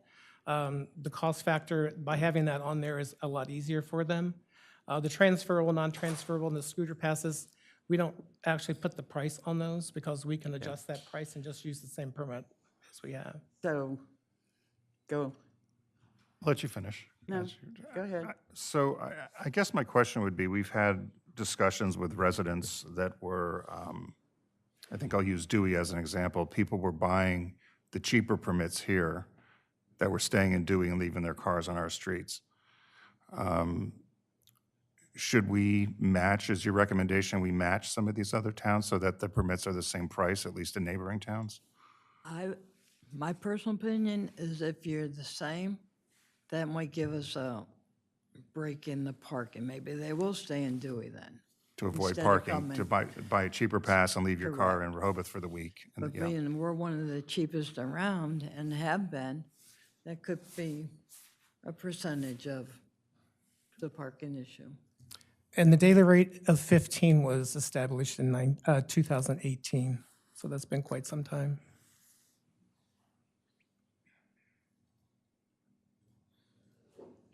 Carol, you can just nod. Have you guys advertised rates at all in the visitor guide or anything like that? No.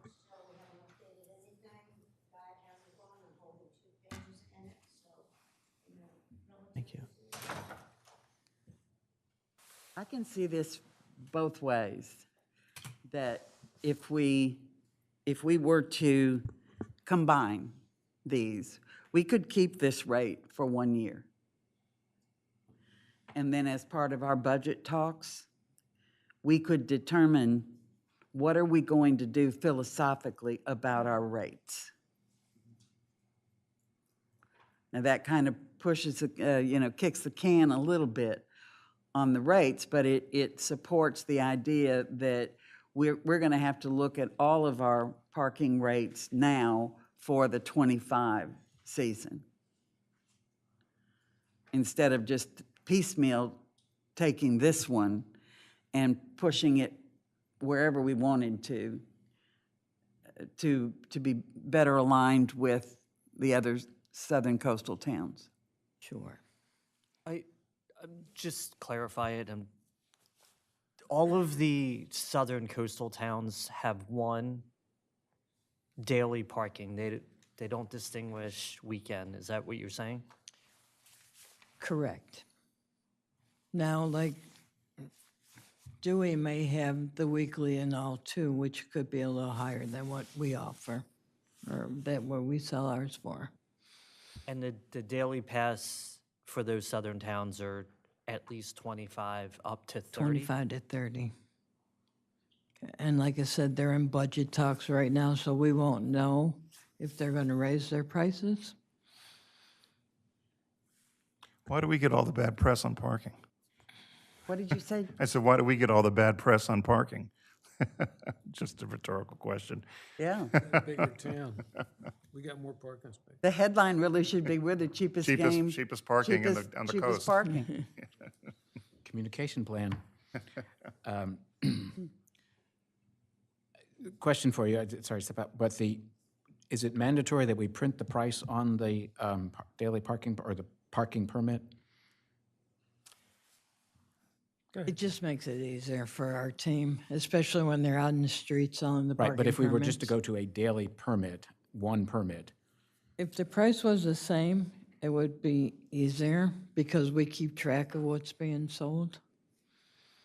So, I mean, we could stay this way this year. We don't have a problem with that, but we maybe, as we move forward, that maybe we can combine it to one daily. But I'm not understanding, what is the value of the dollar amount being printed on here? I understand why the year is printed on here, but what's the value of the, from an enforcement standpoint, of the dollar amount of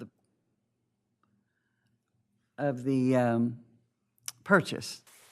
So I used to ride a bike, right? So when I was riding the bike as an enforcement team, I would look for that little black dot telling me what day it was on that on the permit. And I would also look at the price, because believe it or not, when you're riding, you can see the two things as you get moved closer to it without stopping, per se.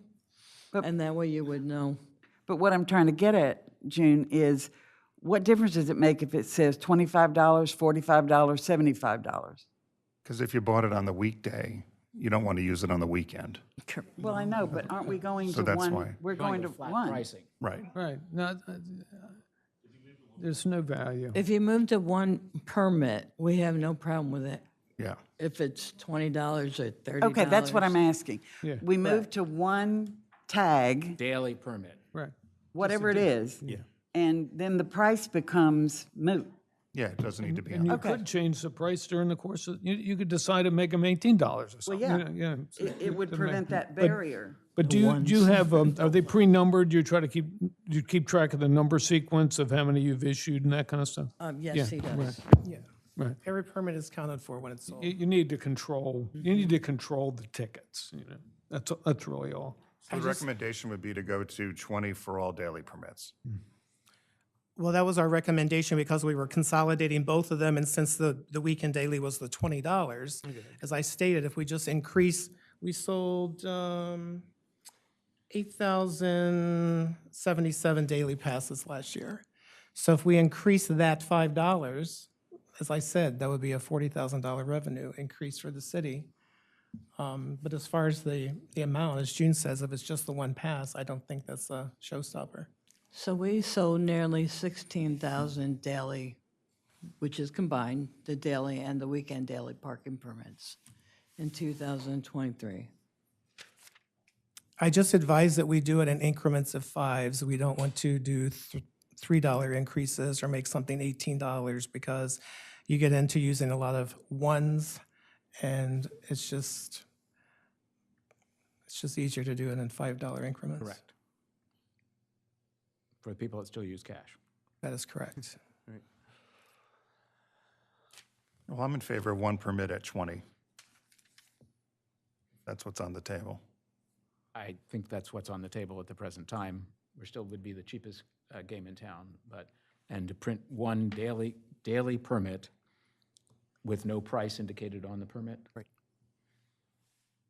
Any comments from the audience? Only that, I think that would simplify it, so I'm always for anything that's consistent. And the fact that you're looking at this year for this particular item, but looking ahead to 25, we work a year ahead. There's no way we can possibly get it out to the Right. community and press and all that unless we're working a year ahead, so I love that idea. So the consensus of those of who left, which we still have a quorum, I add, is to go to a daily permit at a rate of $20 without printing the $20 indication on the permit itself. Is that what I understand? I see some faces there. Can you just tell us the number of passes for weekday and weekend again from last year? That was sold? Yeah. Sure, so daily we sold 8,077, that's Monday through Friday. Right. And the weekend daily, Saturday and Sunday, we sold 7,747. Almost equal, 7,700. just a little shy. I don't know. I mean, I'll go with the group. I'm a supply and demand kind of guy. So I think I have trouble not charging more on the weekends when it is busier. In addition to the 20? Oh, yeah, I would go to 25-20. But I don't want to I don't want to complicate it. I do want to But be that's my simple. whole issue. If you don't put the dollar amount on there and you just order the one single permit, during the budget discussion, we could land the plane on how much we want to charge, and the parking department could charge it for this year, unless we want to leave it at the rate for one additional year and then have a more holistic view of all of our parking rates for 2025. Am I making any sense? You are. Okay, okay, I just- I You are, just but it's don't, been a 3-year discussion. I don't know that we can Yes. wait. I don't know that we can wait to come up with a rate for this season. Well, that's what I'm trying to Through say. the budget What process. prevents it? Fran- Identify yourself, please. Thanks. Yeah, Carolyn Diefendorfer, city resident. Just so you know, last year, these would be last year's rates, but Dewey was $25 a day, and they had the ability to do a 3-day weekend at 45. Now, in the news, it's been that they're eliminating 2 of their free days of parking at night, and they haven't really talked about their rates, I don't think. If you agreed to do, and they're daily, if you only want 1 day, you don't want the 3-day. So their 3-day is 45. Their daily is 25. If you agree to do one rate, which to me makes sense and would sort of match this, because if you buy a single day in Dewey on the weekend, it's the same as Monday through Friday, but maybe you go to 25 so that it matches that. And nobody's going to object through the budget process if you are budgeting higher parking revenue than you've had in the past. Nobody's going to say you're budgeting too much revenue.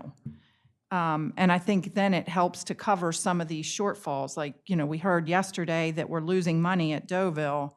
If we're going to keep losing money at Deauville, the extra parking helps cover that loss. Thank you. Yeah, we have a 3-day, it's $45 too. So that's why we should probably just reevaluate all our prices at one time. So a 3-day is 45, and what's the weekly? 90. 90?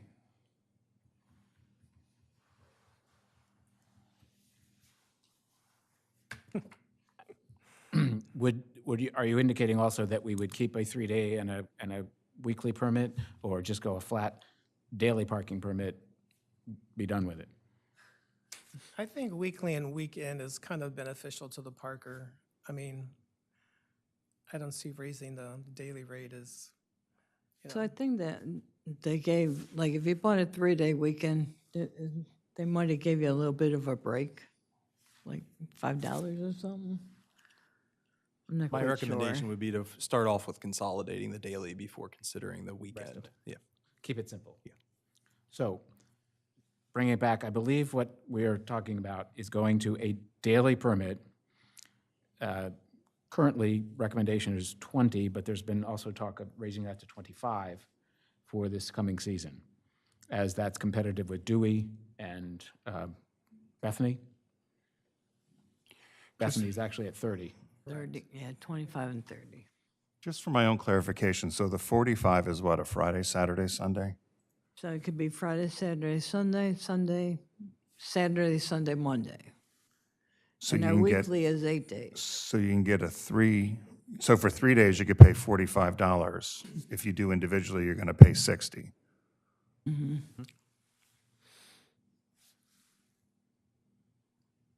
I'll leave it at that. What was that? I think there's too much of a spread there. Yeah, and I agree. If we're gonna change the daily rate, then we need to change. Got to the change the week 3-day rate too. and the week. Correct. So, coming back to not band-aiding this, the question All the way being- back to Commissioner Sharp.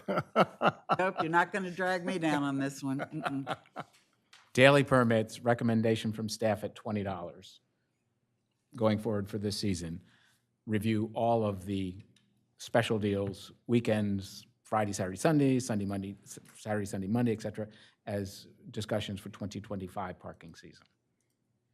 Is that, I can support that because I think it's a much bigger issue than just this one item we've got in front of us. right? Commissioner Bennett? I understand, it's a bigger issue. I just think the $45 3-day one, to me, I'd be buying that all day long Well, you can buy it all day long for For a year. one more year. for a year. So I'll support the change into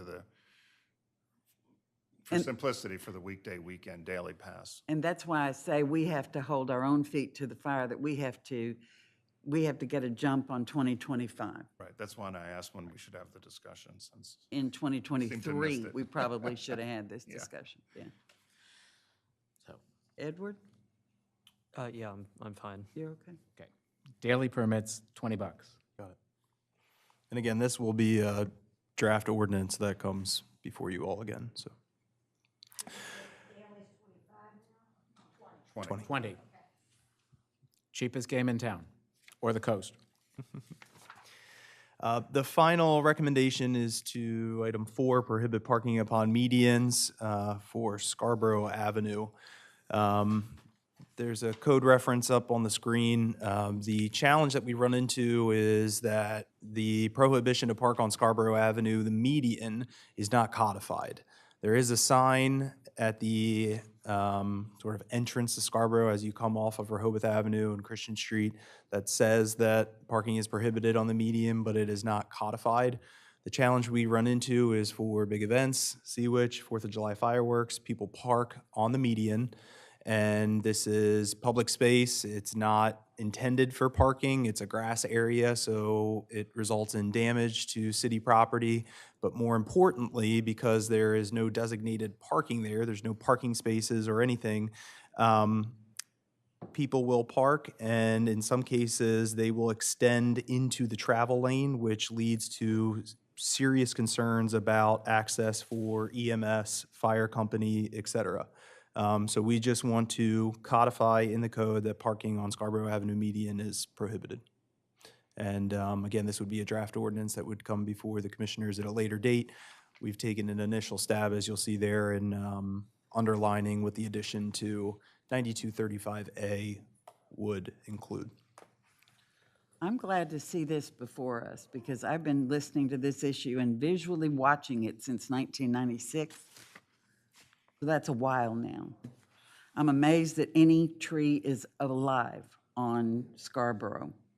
Or grass. But my question is, what prevents this from being a tow zone versus a no parking area? That's a good question. I don't think anything prohibits it. Because the reason people park there is not because there's no parking, it's because of convenience. Right. Right. Especially during Sea Witch and, right, you I'll know. park there and get the $30 ticket, and then. Right. Yeah. Yeah. But do we even have the ability to ticket? Well, that gonna was my say, next yeah, question. Do we have, if we were to even think about it as a tow zone, which I would imagine some private companies would enjoy, do we have the ability to enforce it? Yes. We do? Yes. I think the problem is Do we? we don't now because it's not codified. Well, we yes. So this came Oh, up okay. just recently with Sea Witch, where we had the issue of people parking on Scarborough Avenue median, and the police department went out and issued citations shortly after. We're getting calls and complaints about, you gave me a ticket. Where does it say that I can't park there? So we need to make it very clear that parking is prohibited there by specifically calling it out. But yes, it is something that can be enforced certainly by the parking department, but also the police department does a lot of enforcement there as they patrol for special events. Well, what really gets my attention, and maybe I'm the only one, is something that says this is a tow zone. Not a just you can't park here, and I would say, okay, catch me. Especially in Rehoboth, catch me.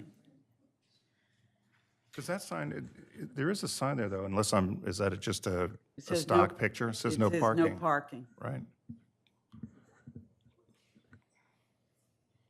Yeah, I'd have no problem if we made it a tow zone.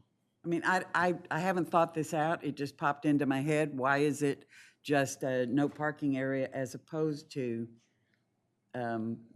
it's a heavier consequence? Isn't that implied if you were parking at, the car will be towed, or No. no? No, typically now, and I guess what I want to do is, if there is consensus to look at having this be a towable zone, I do want to talk with the chief of police about it Sure. and identify certainly the enforcement capabilities. I know right now we utilize tow trucks in circumstances around the bandstand where we have to get vehicles out of the area, even though we've put message boards up and signage indicating that there is no parking, people will still park there. So I just asked that I have some time. I'll talk with the chief of police, but if there is some consensus to move forward with possibly adding this as an area where it could be a tow, could be an offense, I will proceed in that direction, and I'll work with the chief of police and work on an ordinance that would incorporate that language. I think the evaluation is very important, because what really got my attention is already on this slide, and it's the second bullet, which is it creates problems for emergency responders. Right. And when I see that, I can't just flip to the next slide and say, oh, well, okay. Yeah. I mean, if it's a safety issue, which is important, I think we have to look at it a bit more deeply. So we can move forward with it. You're going to speak with the chief of police. One comment, it's Carol's in the audience, with regards to Sea-Witch. I know you give very specific directions of parking and no parking, what have you. Could you easily incorporate this information into your messaging?